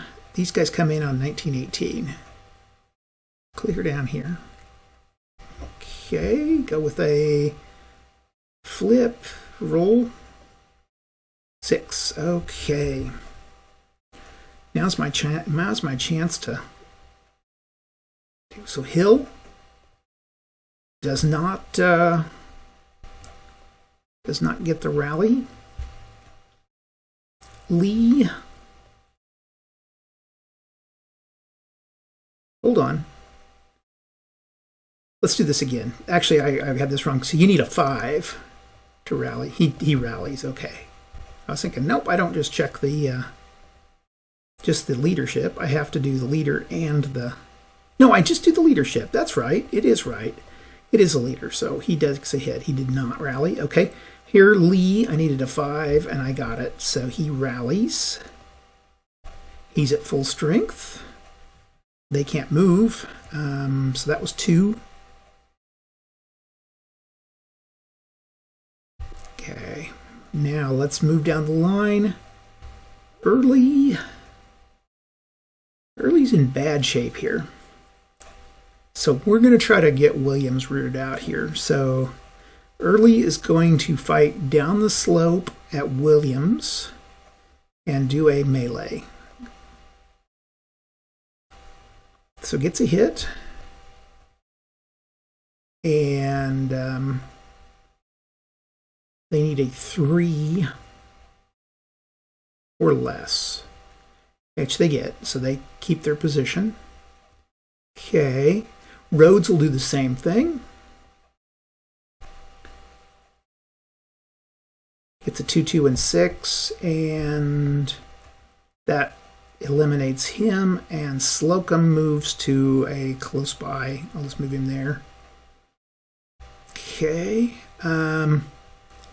Johnson and Garnett are going to move up into that little spot. And then Latimer and Anderson, we're going to do this 3-pointer. We're going to do Latimer's going to shoot first. And gets 1 hit. And then Anderson is going to do a melee and gets 2 hits. So that eliminates both of these guys. Boy, it's looking bad for the Union units here. Okay, and I've got 1 more point. I'm just going to fire down at Gibbon. And I do get a point. I do get a hit. Okay.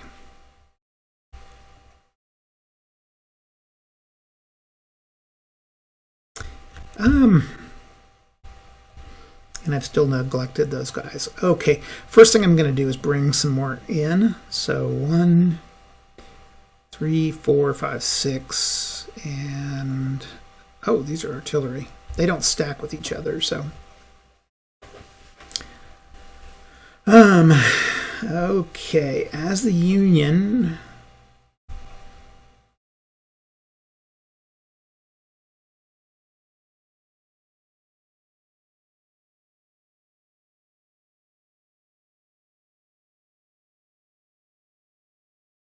Those guys are going to move back.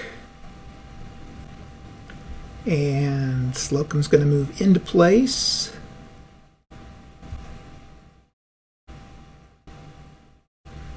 And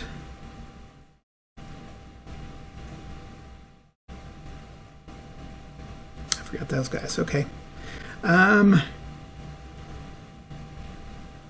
Sickles is going to move here to try to get this gap with Doubleday.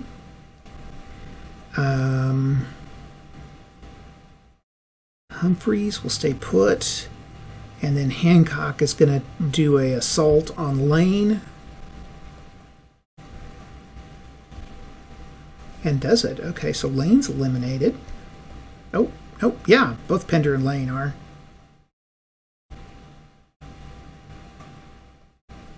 And Hancock moves in.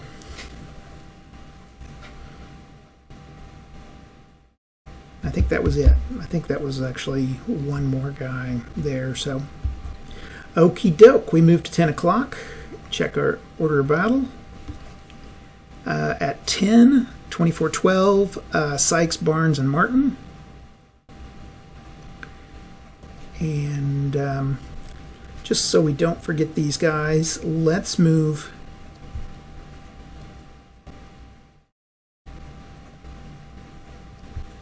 Going to be a big movement one. So first of all, Lee and Heth are going to go 1, 2, 3, 4. That's one.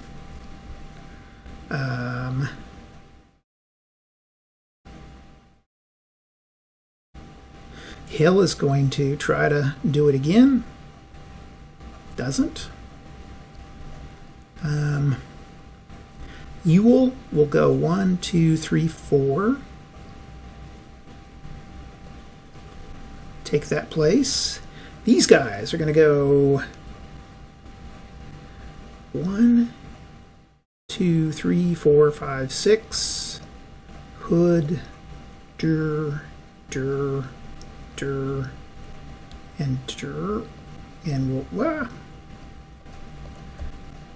we'll move Longstreet to the head.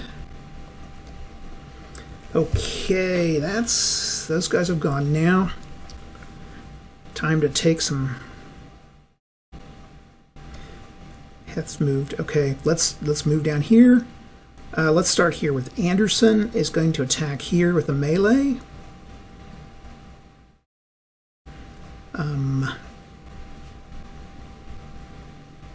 Gets nothing. Okay. And then I think I'll fire on Doubleday with these two. So starting with Latimer, firing 2 with the 6 and 4. That's 1 point. And then firing nothing there. However, they did get a 1, so we see if Sickles survives. It was fire, so okay. And that's the end of. Oh, I got one left. Garnett's going to fire at Caldwell. 1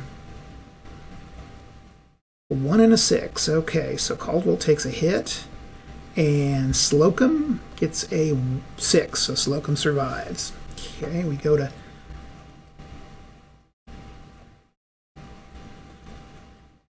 Okay, Union's got 11. Maybe we can bring it back together here. First of all, let's bring some guys on.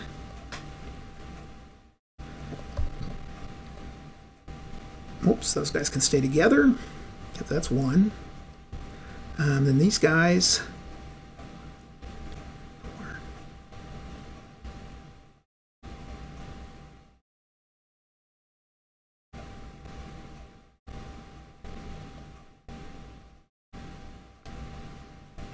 That was 3 more. Okay, now battles. Gibbon's going to try to hit Anderson as hard as he can for 2 points. And nothing, okay. Doubleday will go after this stack for 2 points. 1, 2, and 5, okay. So Latimer will take the hit, and then we see if we can push him back. So we have Anderson first. 4, so Anderson moves back. Now Latimer has a 4, so Latimer's pushed back, and then these guys can move into that area.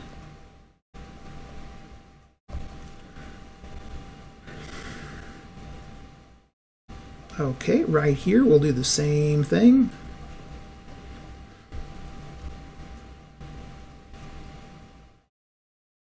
Two, 2, and 4, nothing. Okay, and then here we'll just fire with hazard.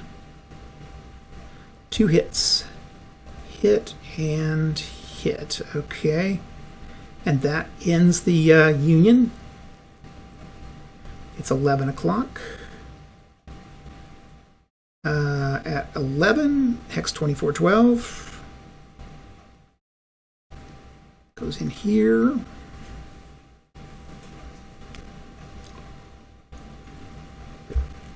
And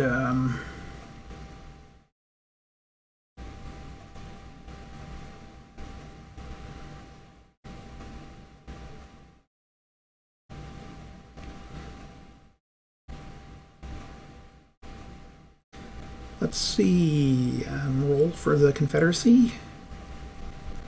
Now the Confederates will go with,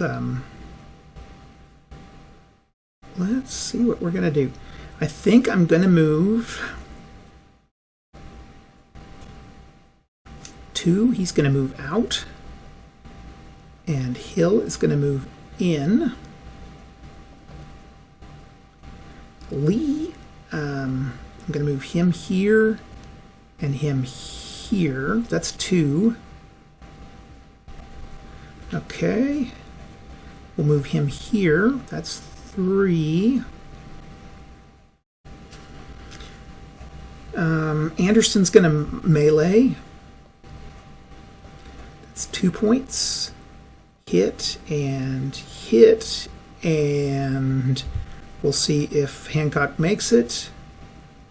That was 2 6s, so that's he's got to roll. He gets two times, and he makes it.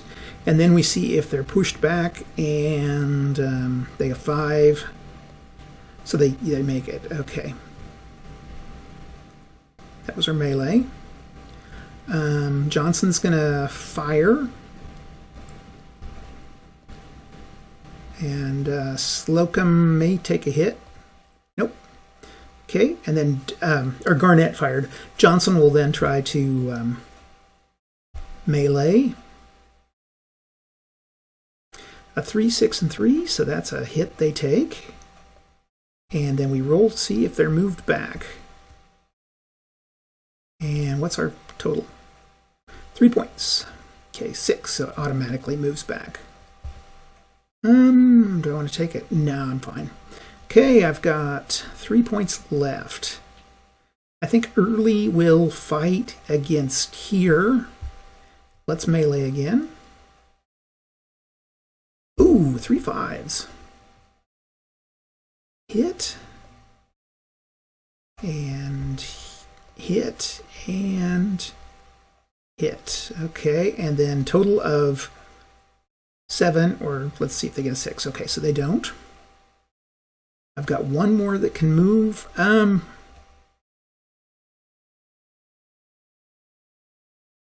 3.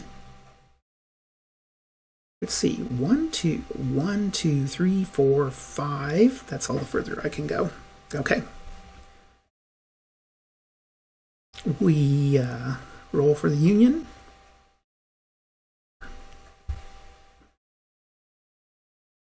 Okay, is anybody able to Sickles is going to try to, yep, they do. Rally. That's what I was trying to say. Rally there for Sickles.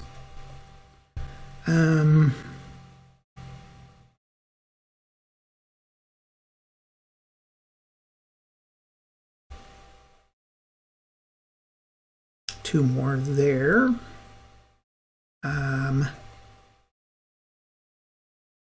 Oh, I don't want Caldwell. Yeah, I do. That's all I really got. There. Two more. We'll do a melee there. And they take a hit. And then we do a 4. He's moved back. 4. He's moved back.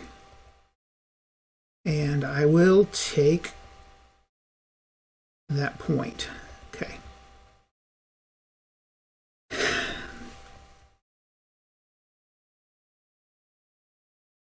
Actually, I won't. I won't take that point.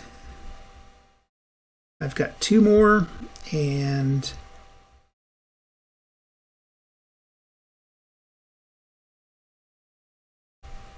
one.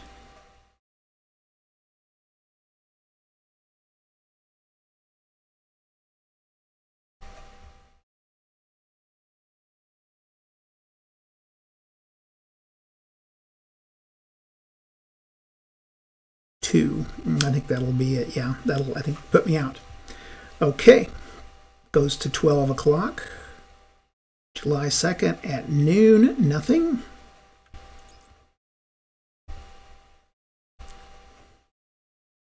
Oh, another. So the South has been rolling pretty well here. At this point, I think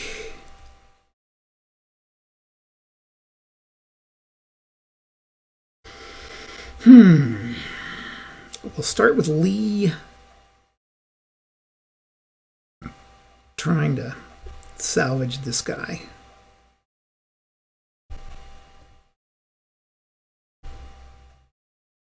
Rally, that's 1. Okay.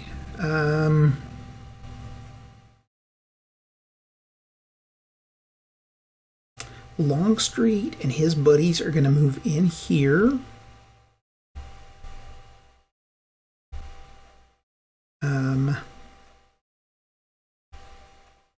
He's going to move out. He's going to move here.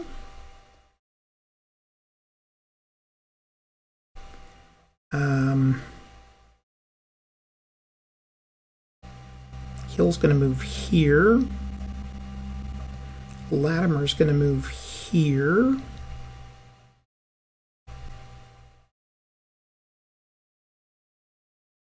And I think that was 3. And then I'm going to make a going to try to dislodge Gibbon down there. Oops, start, do it again. 3, 1, 1. Okay. So Hancock has 2 dice to roll. And if he gets a 1, oh, he did. He got a 1. So Hancock is killed.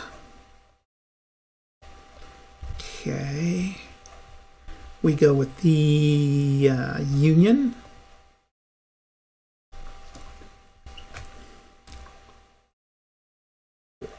And Union really needs to bring themselves into a good position here, so I'm going to work on that. We'll move here. That's 1.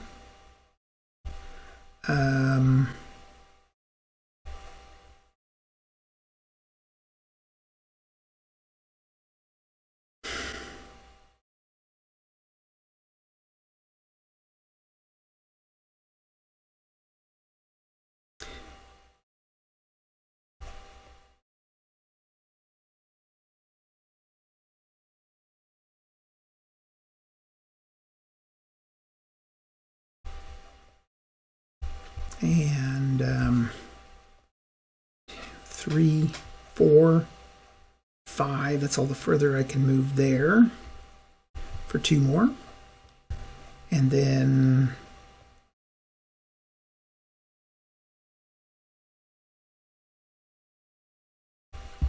that's the end of movement and combat. So basically just moving everybody around a little bit, getting them in to position.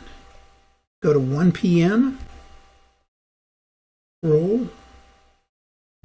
Okay. Let's try to, first of all, do some rallying. Oh, he doesn't have to rally. How about this guy? Hill will try to rally here. Let's start with Hill trying to rally. Gets a 4, so doesn't do it. Okay.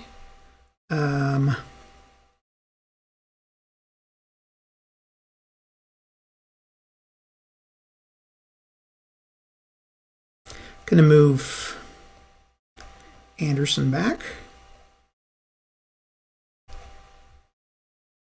Gonna move Lee here and Heth here. That's 1 more.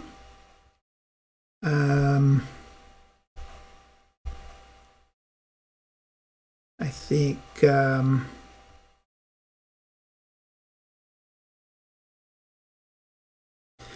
2, 3, 4. Let's go 1, 2, 3, 4. 1, 2, 3, 4, 5, 6. Let's go 5. And 5 there. That's 2 more. Or was it 3? I think it was 3 more. Okay, and then combats. We're going to first fire with Hayes. 1 and a 2, so Meade doesn't take any damage. You don't roll for the 2 army commanders. Okay, I think Johnson, I'll go ahead and do a melee. Nothing. Okay. And then here, Cable will fire in and gets a 4 and a 1, so that's all that we can do. Okay, Union.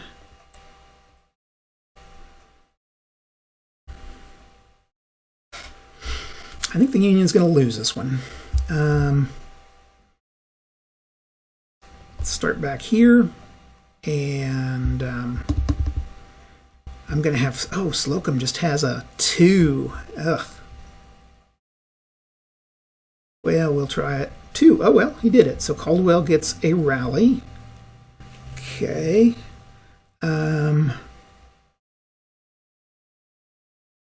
We'll move Sykes in here. We will move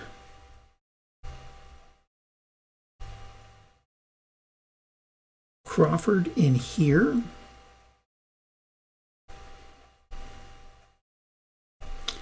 And then we are going to try to, first we need to get this guy out of Culp's Hill. So I'm going to start with Ransom. He just gets 1 shot, needs a 5 or 6, and gets 5. Okay. Hit, and then 2 more for Wadsworth. Gonna try to melee. Gets a 3 and a 1. Okay, so we see if Ewell makes it. With a 2, Ewell makes it. Okay. I think that was it. I think I took I went and shot in. I may have given him an extra point. Okay, that's fine. We go to 2 p.m. Nothing. Okay, nothing till 5. Flip. 4. 1, 2, 3, 4. Okay. Lee's going to try to rally Anderson. He does so. Whoops. Rally, and this guy gets 2 rallies. Okay.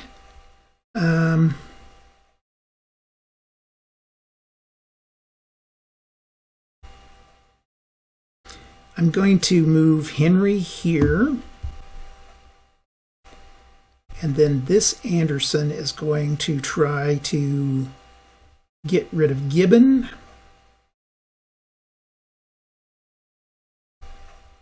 With a melee attack. And that did it. Okay.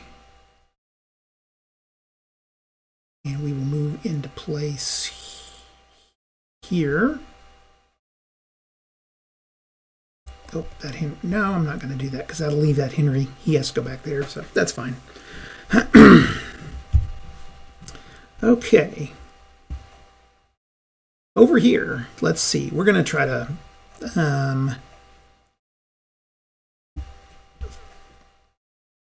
we're going to fire at these guys.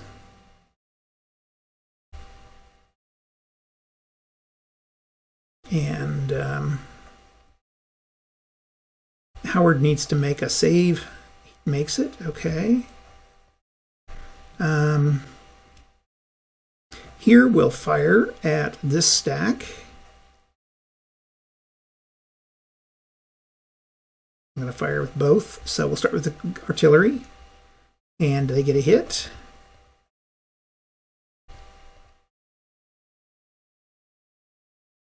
And then Johnson will go with a hit. Okay. Longstreet will fire with Cable.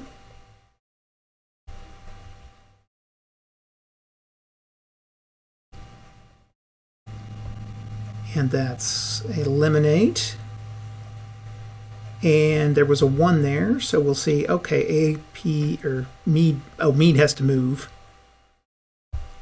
And then this guy can actually move. I didn't activate him, so we will go 2. Actually, I'll move him here. No, I'll keep him there. Okay. Latimer and Heth. Okay. I think we'll go against these guys. So Latimer will fire. And that's 2 points. Or 2 dice. 4 and 1. And a 1. So one of these guys has to take it. It's either going to be Meade or Sickles. But well, it'll have to be Sickles because Meade doesn't die in this. He's indestructible. And then Heth will go. And I'm going to go ahead and melee with Heth, taking me down to 0. And a 3, 1, and 6. The 1 doesn't count because Meade's the only guy left. However, the 6 does. So Doubleday or we'll take a casualty there. Actually, I won't. I'm going to rally that. I'm going to take a casualty on the here. Okay, now let's try to rally Doubleday. See if he gets pushed back. Oh, and I do add Meade, so 4, 5, 6. Okay, so you need a 6. Nope. Okay. So nothing there, and that's the end. Okay, now back here, Slocum will try to rally.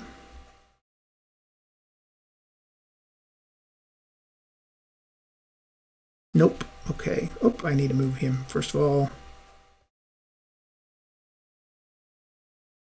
Okay, so there was my rally.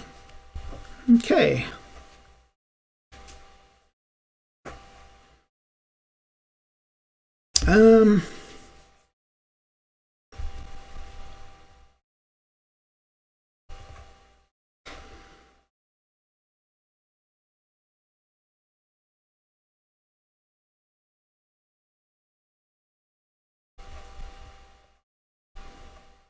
Let's try to dislodge these guys. So start with Ransom.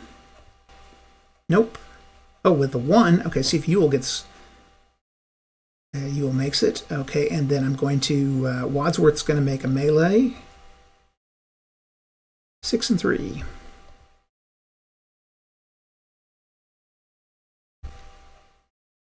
And we roll to see if 4... They make it. Okay. Ayers is moved. Let's get McGillivray is going to fire. 3 and 4 against Heth, and then Doubleday will fire 1, 4, and 2 against Heth. Crawford is going to go against Johnson.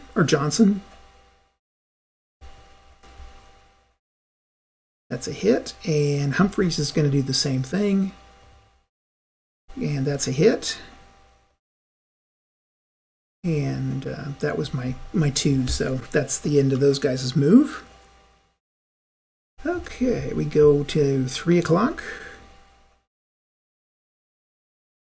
And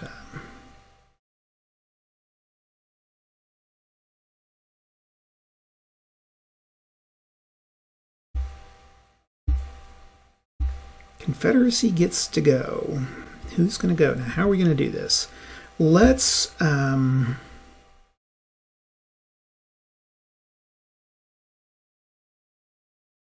who's all torn up? Not looking bad at all.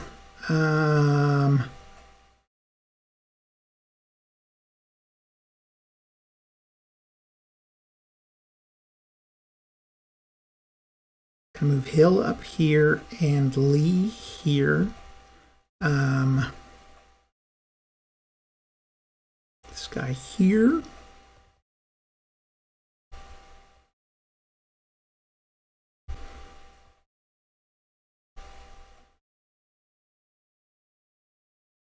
Here.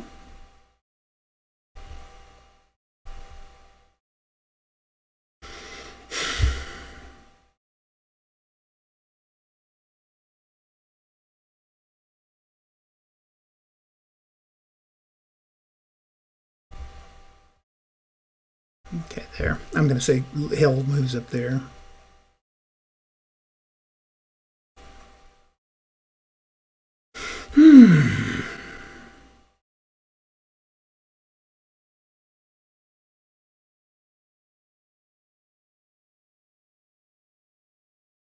Hood can't do there. He can't move in there.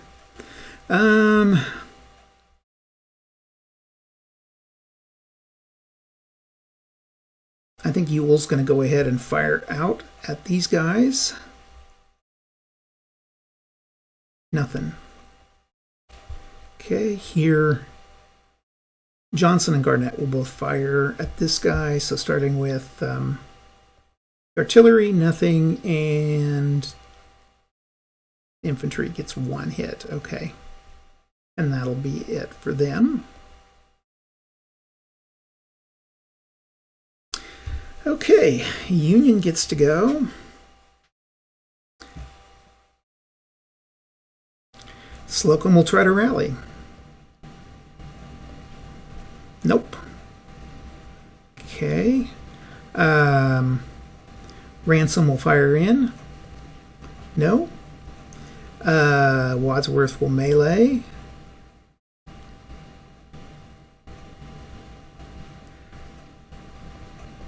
And that's a eliminate unit. So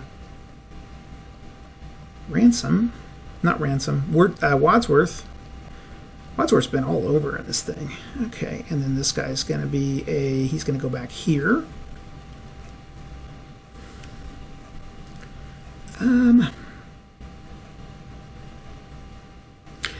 Humphreys. I'm going to try Humphreys down here on Johnson. We'll just fire.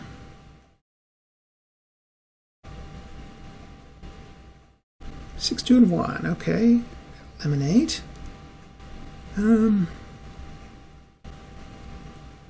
Martin and Barnes are going to fight uphill here.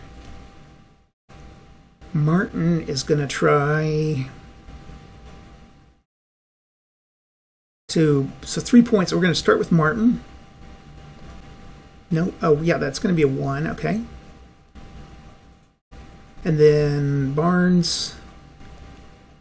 That'll be my other 2 points, is going to try to crest the hill.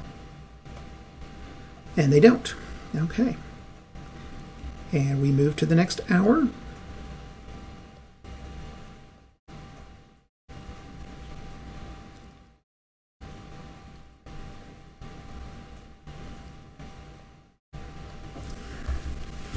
Okay, the Confederacy's going to go. Let's see if we can rally this guy here. Oh, he does. Lee rallies him. Okay.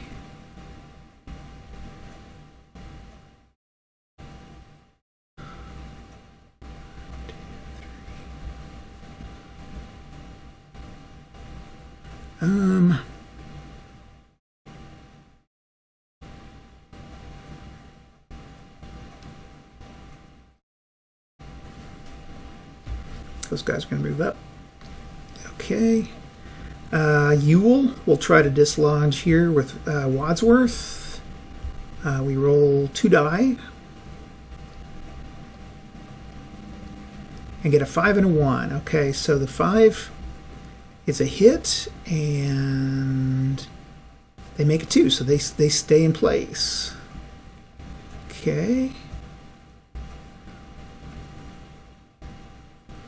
Garnett and Johnson are going to go against Ayers. So we'll start with Garnett, and that's one of those. And then Johnson will try to charge him and gets a point, hits, and these guys move back, and we move in place there. Oops.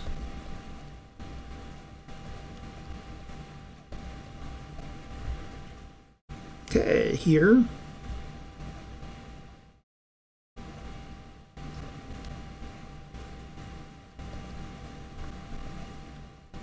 Move. Heth and those guys. I think I'll just fire. So Latimer's going to fire and gets a 1 and a 4. Sickles is already dead, so nothing there. And Heth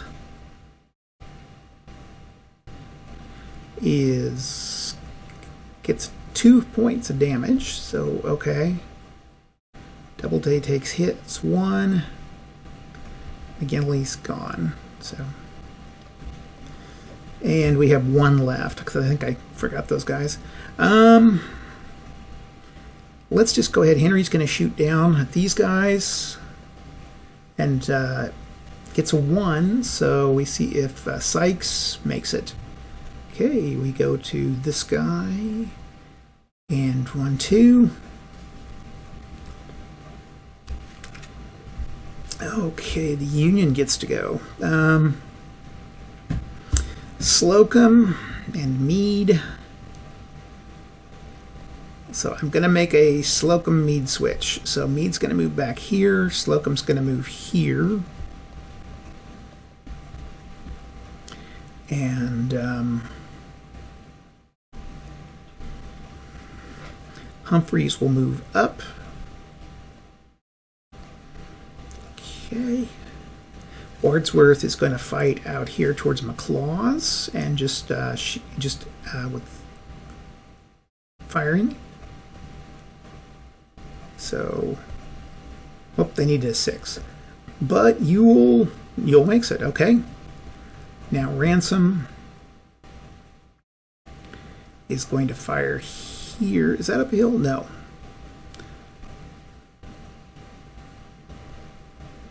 That is a hit. Okay. Ayers is going to fire here at Johnson. No, we're going to melee. 5, 2, and 1. So casualty hits. And 4. Doesn't make it, so he moves back. I'll stay put there. Okay. Doubleday is going to go against Heth. And again, I think I'm going to... Let's just fire. Nope. Okay. Sykes is going to go against 2 fires against...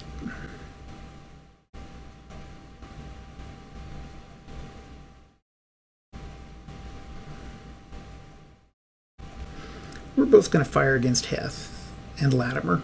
Okay, so Sykes is going to go, both of those guys, 2 fires.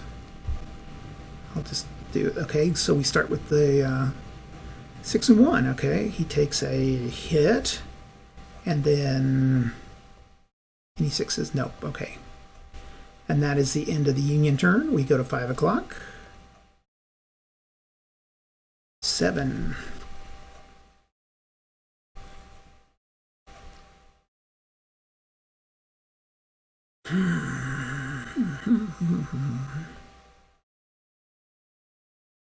Oh, Lee.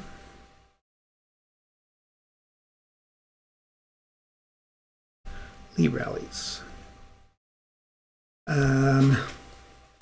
McLaws is going to try again to push Wadsworth back.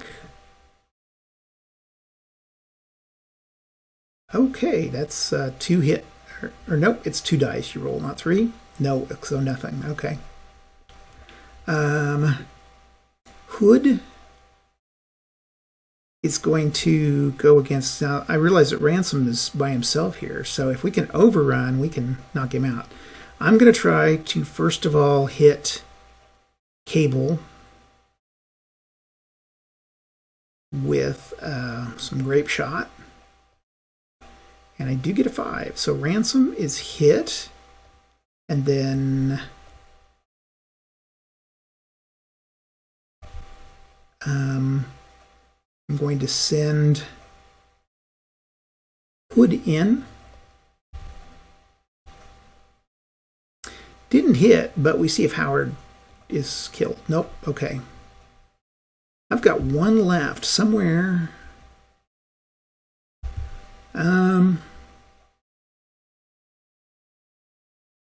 Doubleday, you are going to go. So Doubleday, I'm going to fire with Latimer. Nothing. Okay.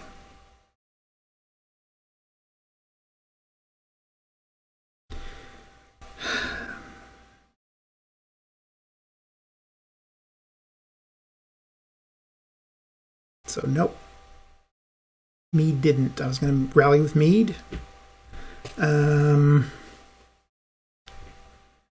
Let's try. Wadsworth is going to melee against these guys. So Wadsworth melees against them. And rolls 3. And a 1's going to see if Longstreet makes it. Does. Okay.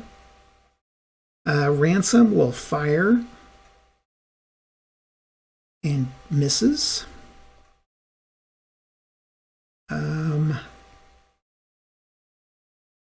Doubleday is going to fire at that stack. And nothing. Okay. Sykes is going to fire down here. No, Sykes is going to go against Heth again. And let's start with Martin.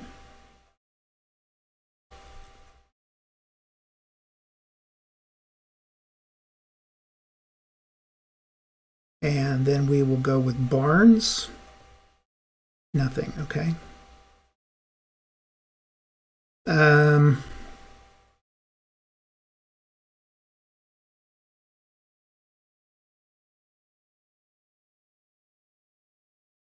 Crawford is going to, and let's see, I've got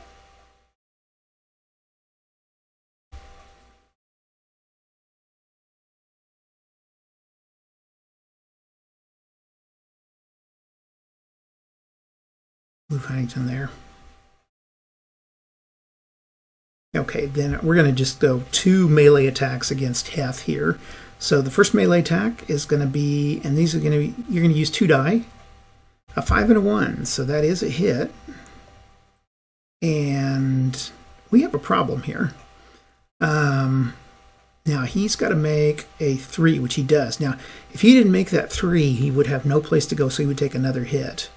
Then Humphreys is going to go, and Humphreys is going to use 2 dice and gets nothing. So yeah, we're trying to push that guy back. Okay, end of the turn. We go to 6 o'clock, and we flip. We roll. Okay. Confederacy gets to go.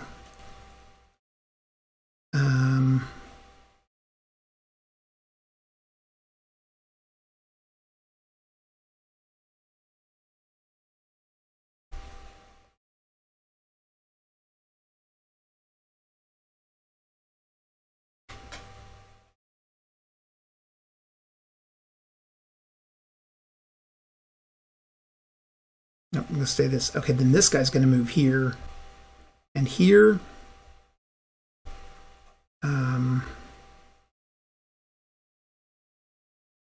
McLaws is going to try to go against here again.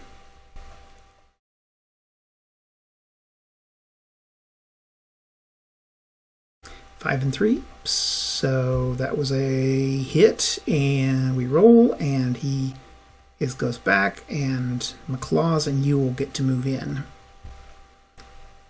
Okay, that was that guy. Johnson and Garnett.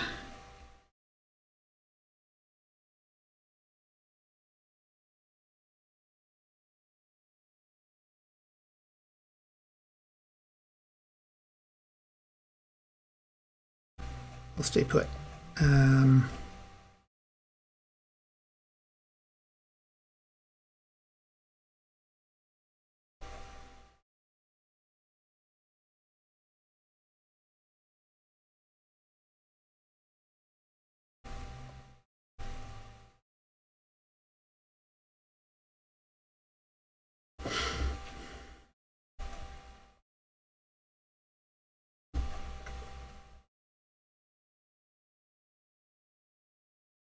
Okay.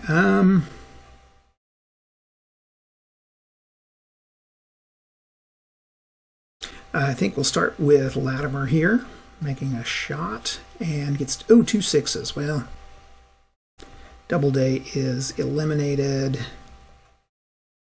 and this guy goes back here. I don't know if I can put these guys there. Oh yeah, okay, nice. And then Heth is going to, let's fire down on this group. He gets 2 shots at him, so that's 1-0. Okay. I'm left with Henry and Anderson. I'm going to just fire.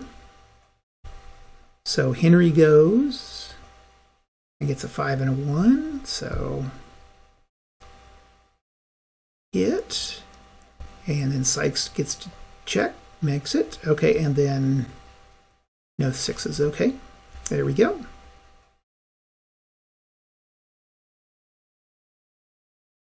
$10.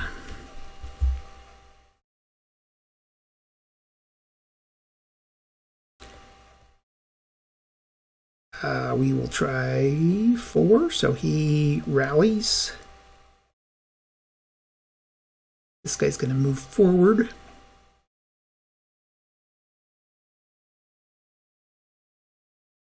Sykes is going to fire on these guys with, well, or actually, it's when I say Sykes, I mean Martin. And a 4 and a 5, so that's a hit. And then Barnes will try to charge him. 2, 2, and 1, so nothing there. Okay. Crawford is going to try to charge Heth here. No, nothing. And then Humphreys is going to charge Hood. Nothing. Okay, that was a pretty dismal Union. The Union's really falling apart here. Okay, 7 o'clock. Who comes in at 7? So Sedgwick and is going to come at 24-12. And his troops. And then 1101. We got a few guys down here. Pick it. Flip it. And roll it. And 8.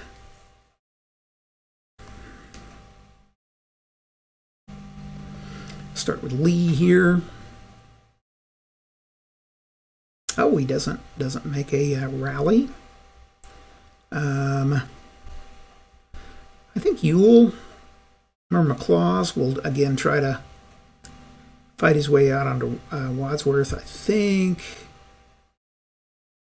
it's 2 dice. I think we can do it. 6 and a 2. There we go. So that eliminates him. And then here, Cable will fire.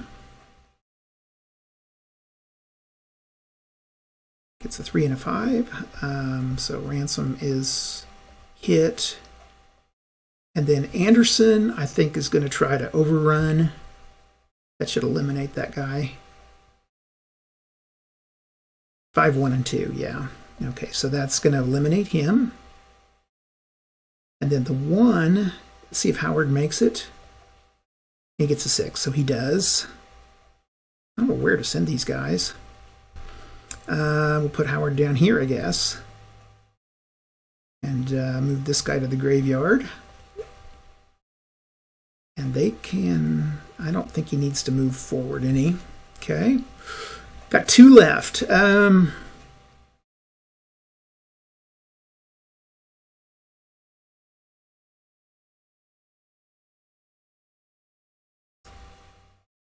think I'll go ahead and go against Humphreys down here. And we're going to go again melee. 3, 5, and 4. So that's a hit. He rolls a 3, so he doesn't fall back. Oh, and I'm going to, first of all, Meade's going to try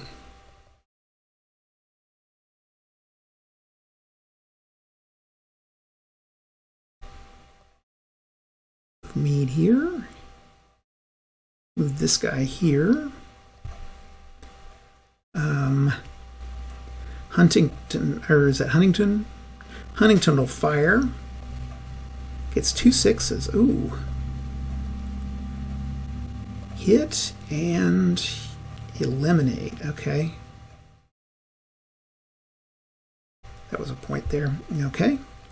Martin is going to fire here. A 2 and a 1. Okay. And then I think we're going to have Barnes make a charge. 2, 4, and 2. Nothing. Okay. Humphreys will make a charge. 1, 2, and 1. Nothing. And then Crawford will do the same thing. 6 and 6. Ooh. Hit and 4. Okay, he cannot. So he doesn't make it, but the problem is he can't move anywhere. So that would be another. He takes a point, but since he took a point and that takes him to 0, he's eliminated. And Howard will move into that position. And now I've got 1 point left, which I'm going to bring on these guys. 2, 3, 4, 5, 6. That's going to be 6 here. Here. Okay. And now we have night movement. Let's do our night movement for the Confederacy. 2, 4, 6.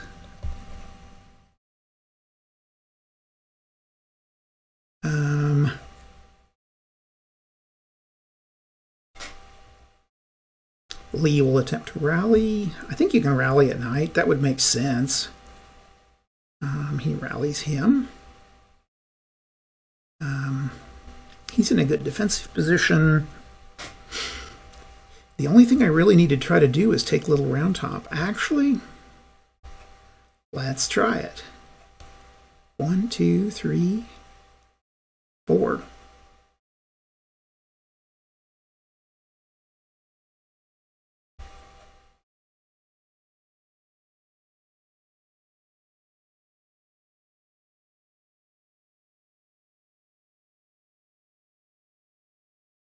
Okay, and then the Confederate or the Union gets to move.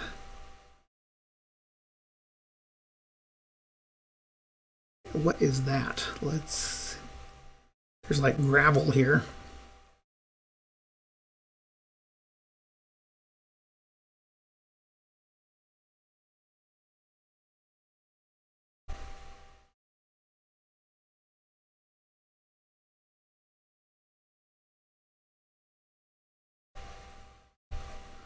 Okay, and that would be the end of the night movement. And I don't think there's any more. There's no more reinforcements coming into this game. And we go to July 3rd.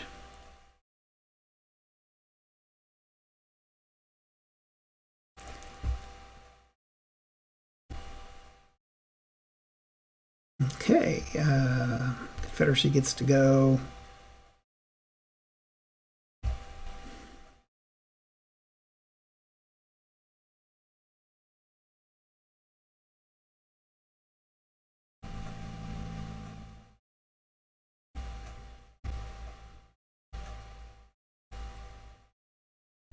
Three.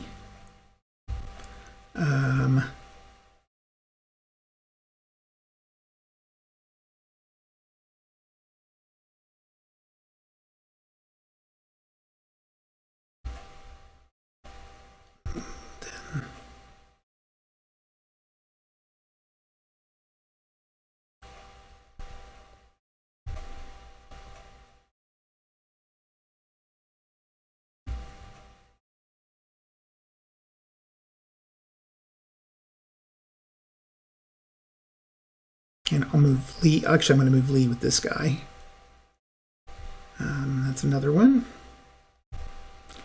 He'll move forward. Another one. And then 1, 2, 3. Let's see. 1, 2, 3, 4. 1, 2, 3, 4. That's 2 more. And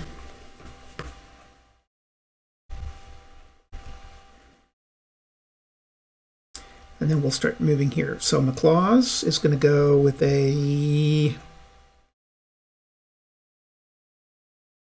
just a fire. McLaws fires. Nothing. Henry is going to fire and does a hit. And then Anderson will fire. Doesn't do anything except we get to see if Sykes makes a save. Makes it. Okay.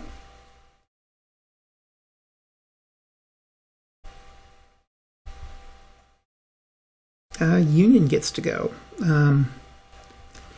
Let's try to take this front down. So we're going to start with Humphreys. And Humphreys is going to get a 2, 6, and 3. So it takes a hit. And then they're forced backwards. Humphreys will take the ground. Howard is going to attack here. And gets 2 hits. Hit. And hit. And then we roll a 2. So he's pushed back. And 1. So this guy's Henry keeps his position. Okay. That was for 2. Martin will try to fire. And gets 2 5s. Oh, wow. Hit. And hit. And Barnes is going to fire. And gets a casualty eliminate unit. Okay.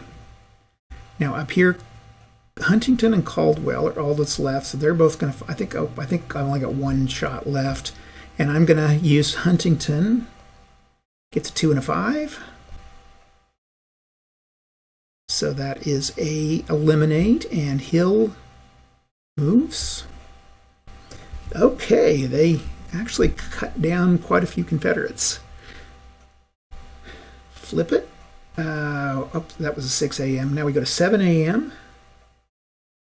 And the flip to Confederacy. Confederacy rolls a 4. And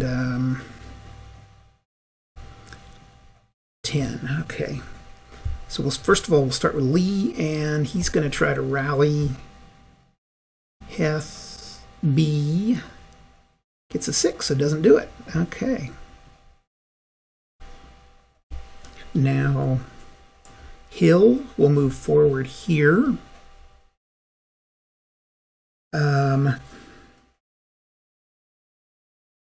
Pickett will charge here. It's Pickett and Deering. This Pickett B will move here. Anderson will move back here. And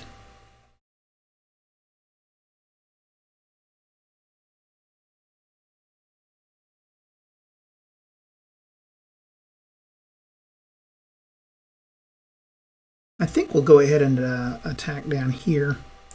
Let's start with Cable.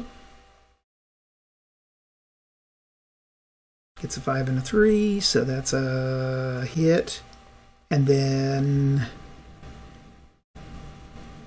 Anderson, I think Anderson will just fire. Nothing. And McLaws, that would be McLaws would be the last one. Just firing. Oh, 3 6s. Ow.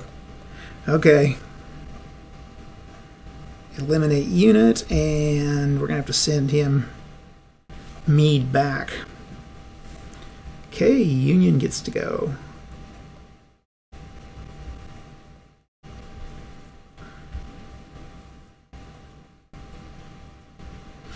He can't go anywhere. Wright will pull back. 1, 2, 3. Oh, I got those guys stacked.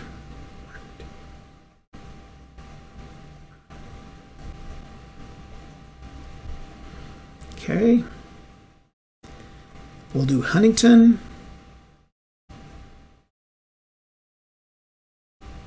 Six and a 1, so takes a hit. And then Hill is okay. Then we'll move Caldwell. Nothing. Okay. Martin will fire at Pickett B.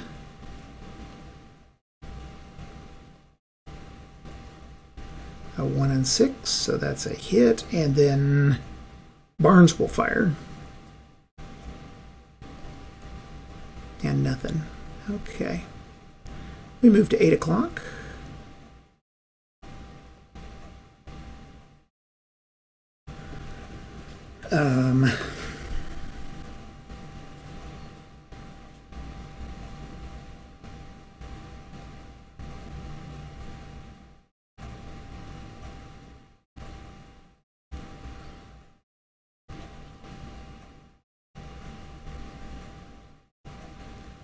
Okay, let's just work our way down the line. Hood is going to attack 6, 2, and 1. Okay. So they're going to take a hit, and Slocum's going to make a save. Okay, so first of all, take a hit with hit, and Slocum has to make a save. Makes his save, and then let's see if they get moved back. So Caldwell has a 4, makes it. Okay, so they don't get knocked back. Early here is going to go with 2 and roll 3 and 6, 3, and 2. So there's a hit, and they are knocked back. I'm not going to advance. Pickett A. 4, 2, and 3, nothing. And then Henry and Anderson are going to fire at Crawford. So Henry, let's start with Henry, nothing, and Anderson, nothing. Okay.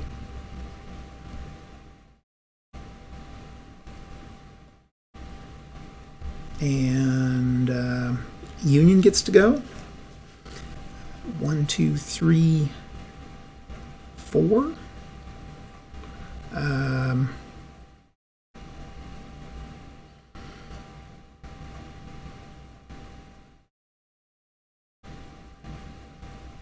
really need to try to just pull. I guess we just it's kind of a death race here. So let's do a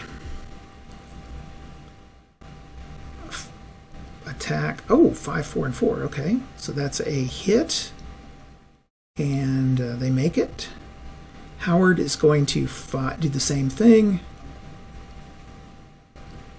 3, 4, and 1, so nothing. Here, Martin will fire. 4 and 2, nothing. And Barnes will charge. 2, 1, and 5. Okay, so that's going to hit him, and he rolls and goes back. Okay, Newton. 5, 1, and 4. So hit. And 6, he moves back. Oh, and then this guy, we gotta see if he makes it. 6, yeah, he moves back too. Okay. 9 a.m. Less units, so it's going faster. 1, 2, 3, 4.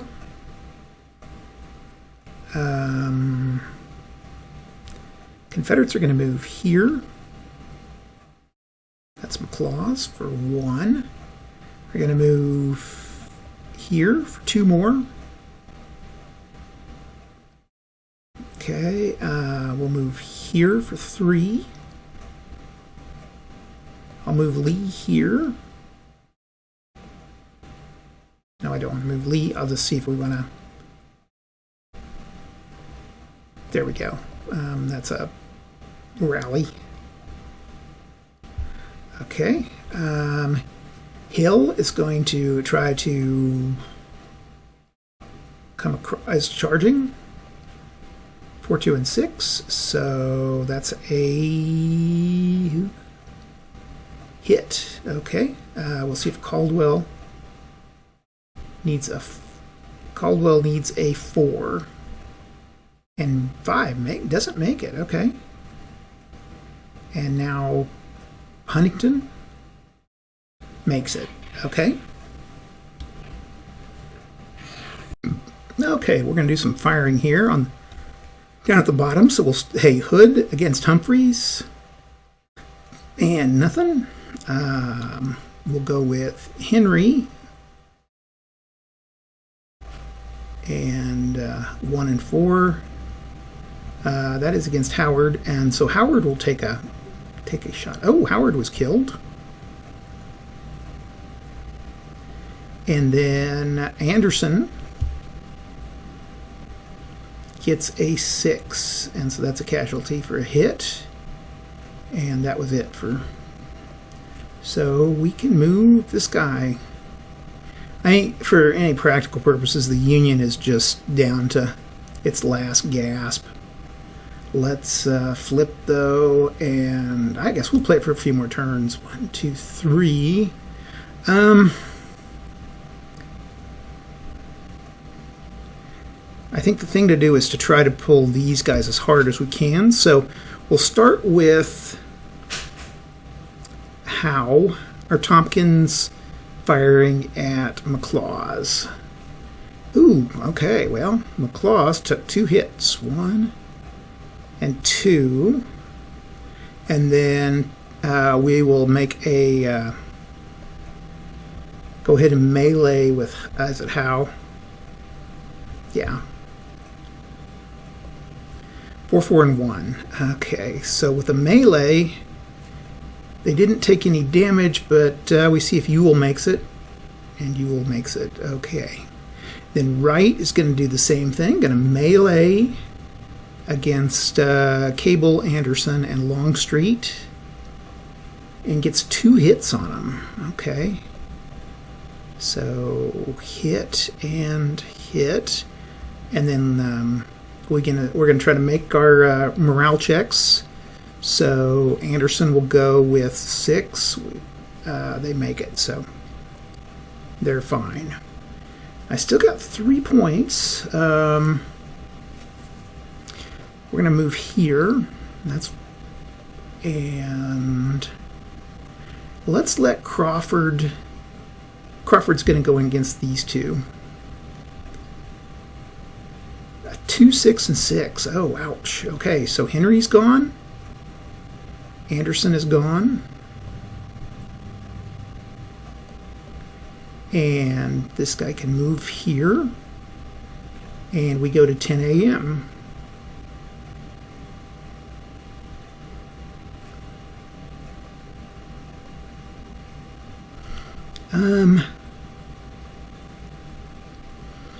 Let's see here. Lee is going to try to rally Heth, and does so. Okay.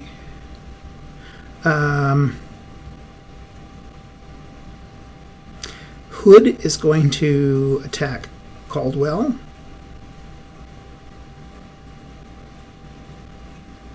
Actually, I'm just gonna fire.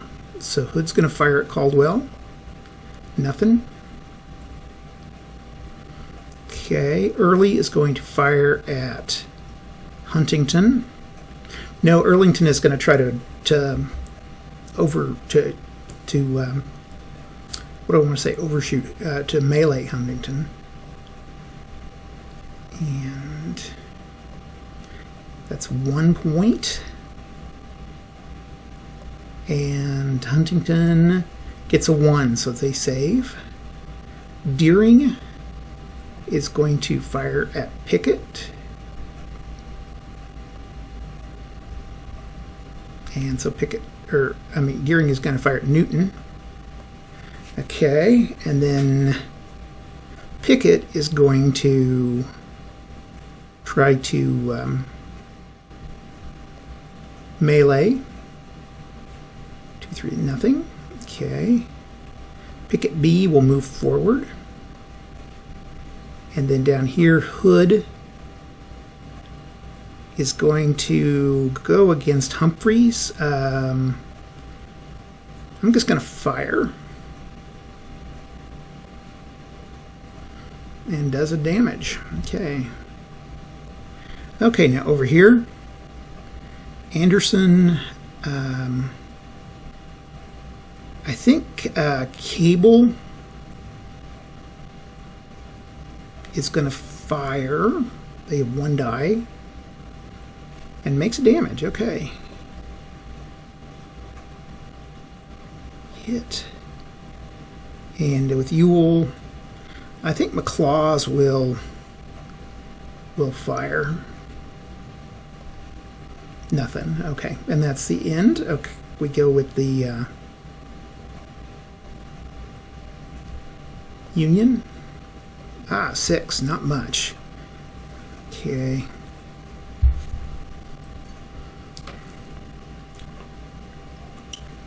I think the Union would be best served just firing, so we're just going to do all that. So we'll start here. Thompson and Howe are going to fire at Ewell.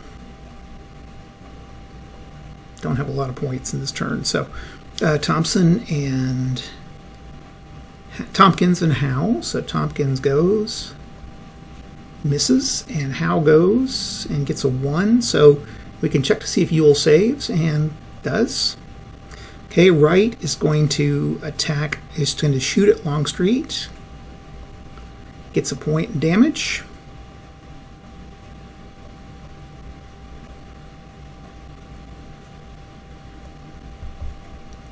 And gotta put this down 1.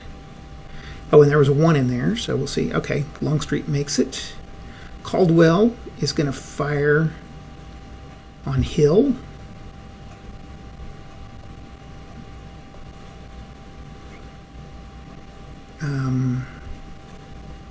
Hill rolls and makes it. Man, they're not getting anything. Huntington is going to fire on Hood. 1 and 2. 5, nothing. Okay. And we've got 1 more. Crawford is going to fire on Pickett. And that's going to eliminate Pickett. Okay. We go to 11 a.m.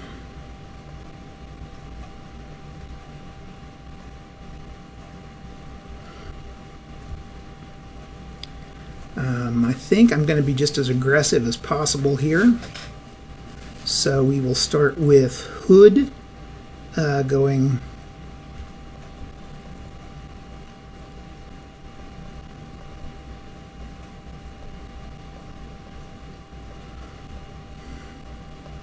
Hood's going to go up against Humphreys.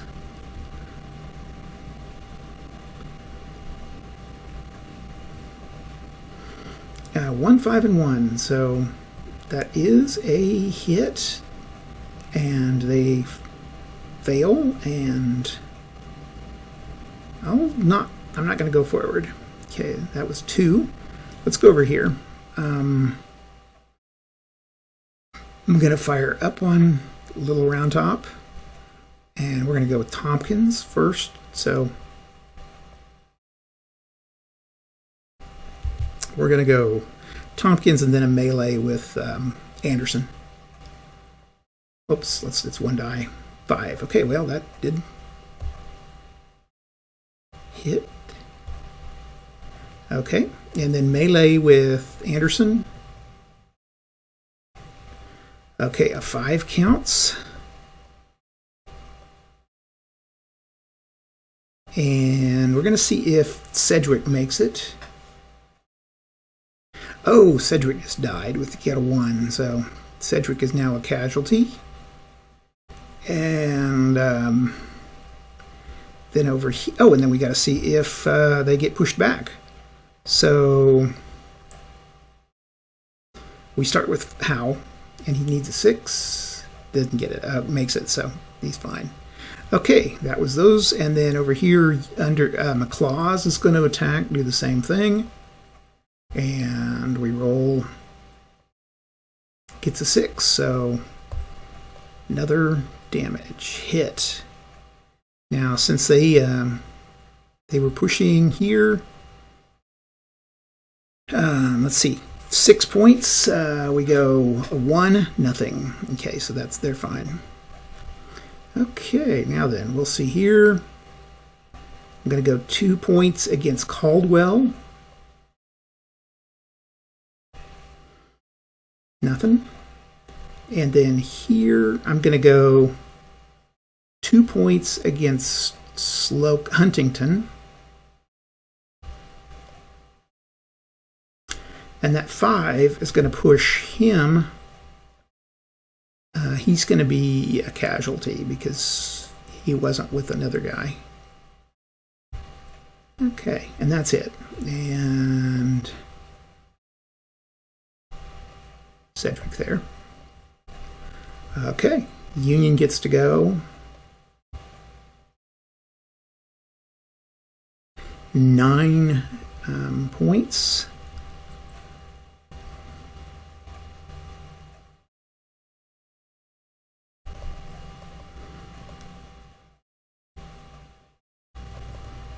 And Sykes is going to go here. We've got going to fire down here.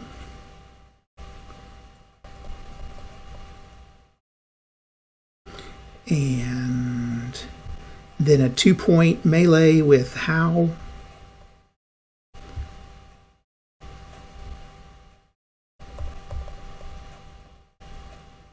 And that eliminates them. Okay, and then here 2 points against, or 2 activation of melee against this stack. 2, 6, and 6. Ouch! Ouch! Ouch! Ouch!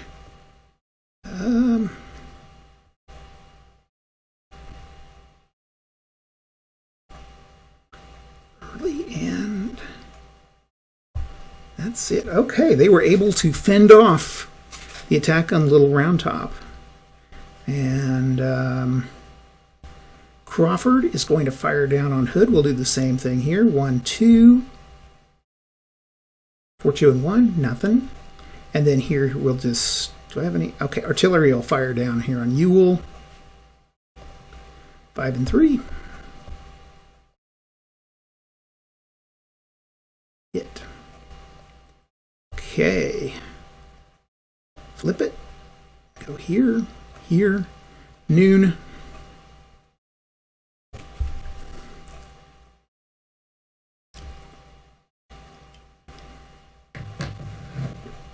Confederate units. The only thing is this guy's going to move forward. Okay. Move 2 here against Slocum. 4, 6, and 4. Okay. Hit and 3. Makes it. Okay. Here we're going to have another one. 5, 2, and 2. And he's eliminated. Okay, I got 3 left. I think I'm going to do the old fire and followed by a melee. So we'll start with fire. 1 and 4, nothing. Melee, 1, 6, and 5. So they take 2 points of damage. Hit and eliminate, and he moves back. And I'm not going to move into that. And that would be my 3. Okay.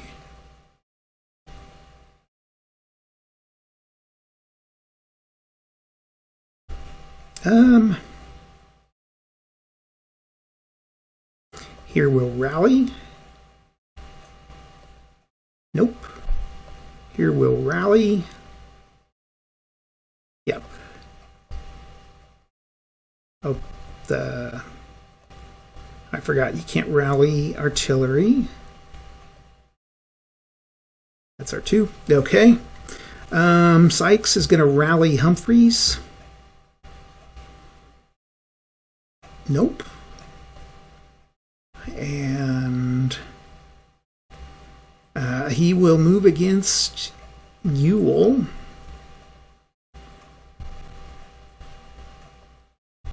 Two points on Ewell. Okay.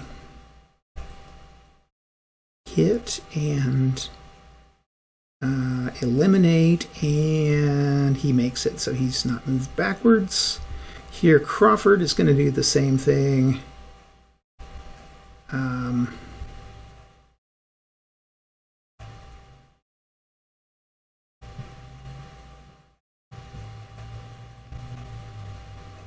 going to move Barnes here, and then Crawford, 3 points, 6, 6, 5. Oh, he gets him. Eliminate unit,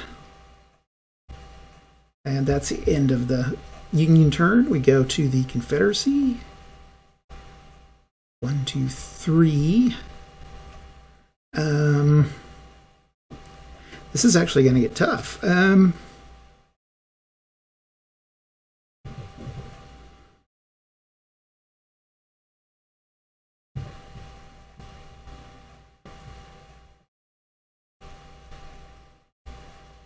And Longstreet will go 1, 2, 3, 4.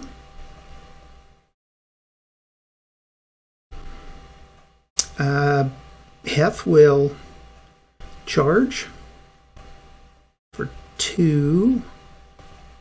6, 1, 1. Hit. Ewell will charge for 2. 4, 6, 3. Hit. Okay, and that's the end of the Confederates. Flip. 1.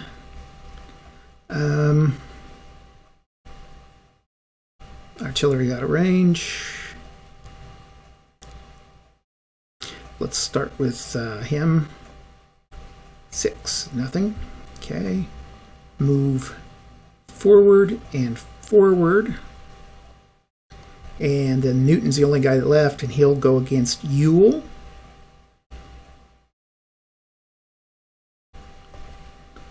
And that's takes Pickett away.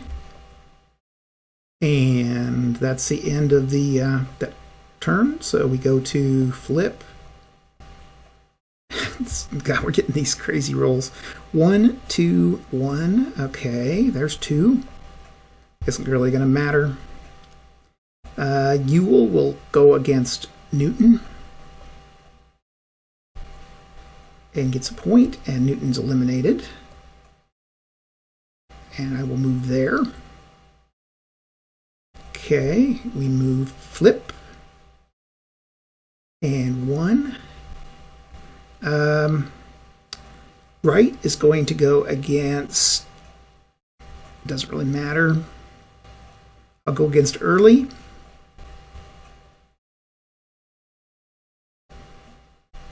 One, 1, and 1. So that melee was early's got to make 3 checks. 1, 2, 3. Survives. Wow.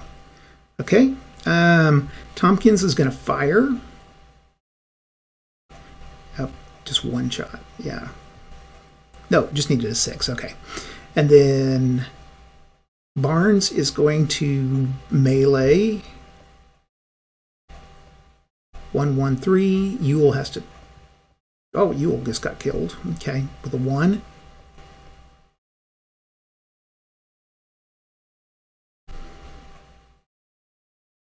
I'm taking this out way longer than it needs to go, but that's kind of fun to see what happens. And Sykes will move here. Crawford will move here. Oops, Crawford won't move. Sykes will move, and that's it. Okay, 3 p.m. Flip. I think Heth will go up against Humphreys. 2, 4, 4. Nothing. Okay. Hood will go against Wright. 5, 6, and 1. Hit and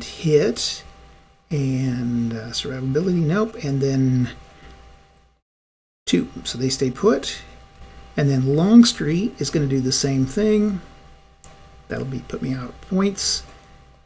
And 4 through 3, nothing. Okay, Federals get a go.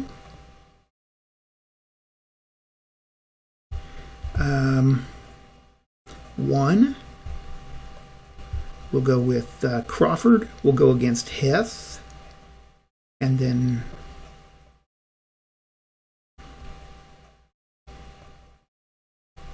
that's going to be 1 that Heth takes. And then Heth has to see if they can... Let's see. Heth has to see if they can make it. They need if they get a 6. Nope, they're fine. Okay, Barnes is going to go. Barnes gets a 3, 3, 3, nothing. And then Humphreys is going to go. 5, 2, 1. So the 5 will do some damage. Hits, and then we've got a 6, 5, so they make it. Okay, I've still got 1 shot left. Wright is going to fire on early. I got a hit. And did I get a 1? I got a 1, so Longstreet makes a save. Makes it. Okay. We go to 4 p.m.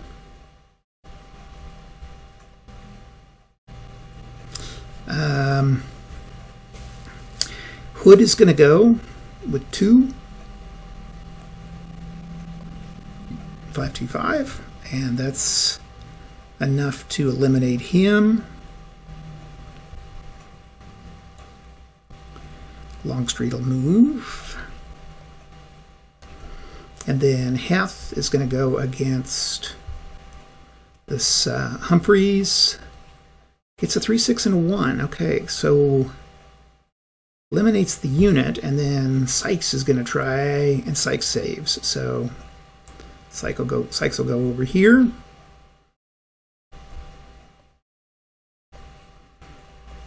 I'm getting these high rolls now all of a sudden. Okay, Slocum. Slocum's going to fire first over here, or Tompkins will.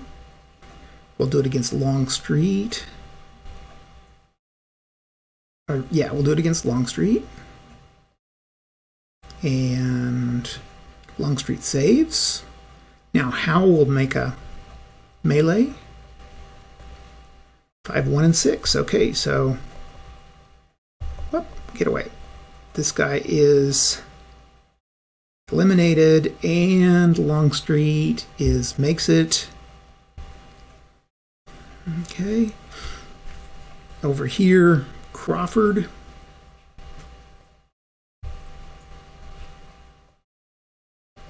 Well, the 5 will do it. And that's the end of that. And then we go to the next turn. I like this 11.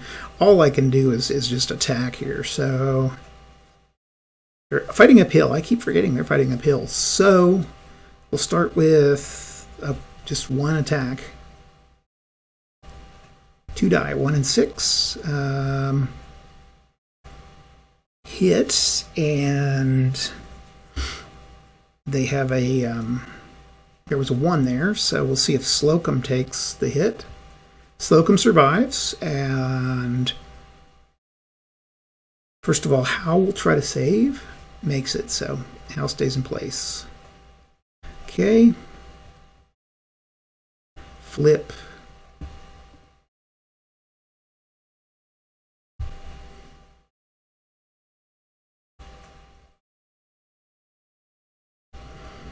And they really don't even need a roll anymore. Okay, shooting down. I'm gonna fire. I get a 1 and a 2. Okay, Lee and Longstreet and Hill. So I guess we're gonna have Longstreet see if he survives. He does. Okay, from the fire, and then Howe will go ahead and make an attack, and 2, 4, 3, nothing. Okay. We go to the next turn. Flip, doesn't really matter. He's going to try to, again, attack up here. 2 dice, 6 and 4. Hit, and they have a 5 now. So if they get a 5, if they get a 6, 2, no. A 6 would end the game pretty much, because he would be able to push him off of Little Round Top. We're really fighting for that. That's the only thing left to fight for. Okay. End of the Confederate turn. Go to the Union here, and then firing down the hill. 4 and 1. Nothing. And then 1, 3, 2. A 6. Nothing. Okay, last turn of the game. I'm going to try moving up the hill. I got a 6 and a 5. Okay, wow. This is crazy. So eliminate and... oops. And eliminate, and then these guys are moved here. Now I can then advance Hood here, and they actually get Little Round Top by 1, 2 units left. So I think this is going to be a Confederate victory. I think that they get the victory points because they got all 3 of the victory point controls. But yeah, down to the very last turn of the game and the last roll, these guys can move. I guess we could move these guys all here. Robert E. Lee standing on top of that, and then they could move, but they couldn't do anything else. So they couldn't combat, and that would be the end of the game. So that's it. For a light Gettysburg game, I think this is all right. It's kind of a neat game. This is kind of the old is it Clash for Continents and Hold the Line system, although they've made it a little bit better. I think, again, they're using terrain and stuff just a little bit better. It's a little more complex than that. The rule book is nothing to write home about.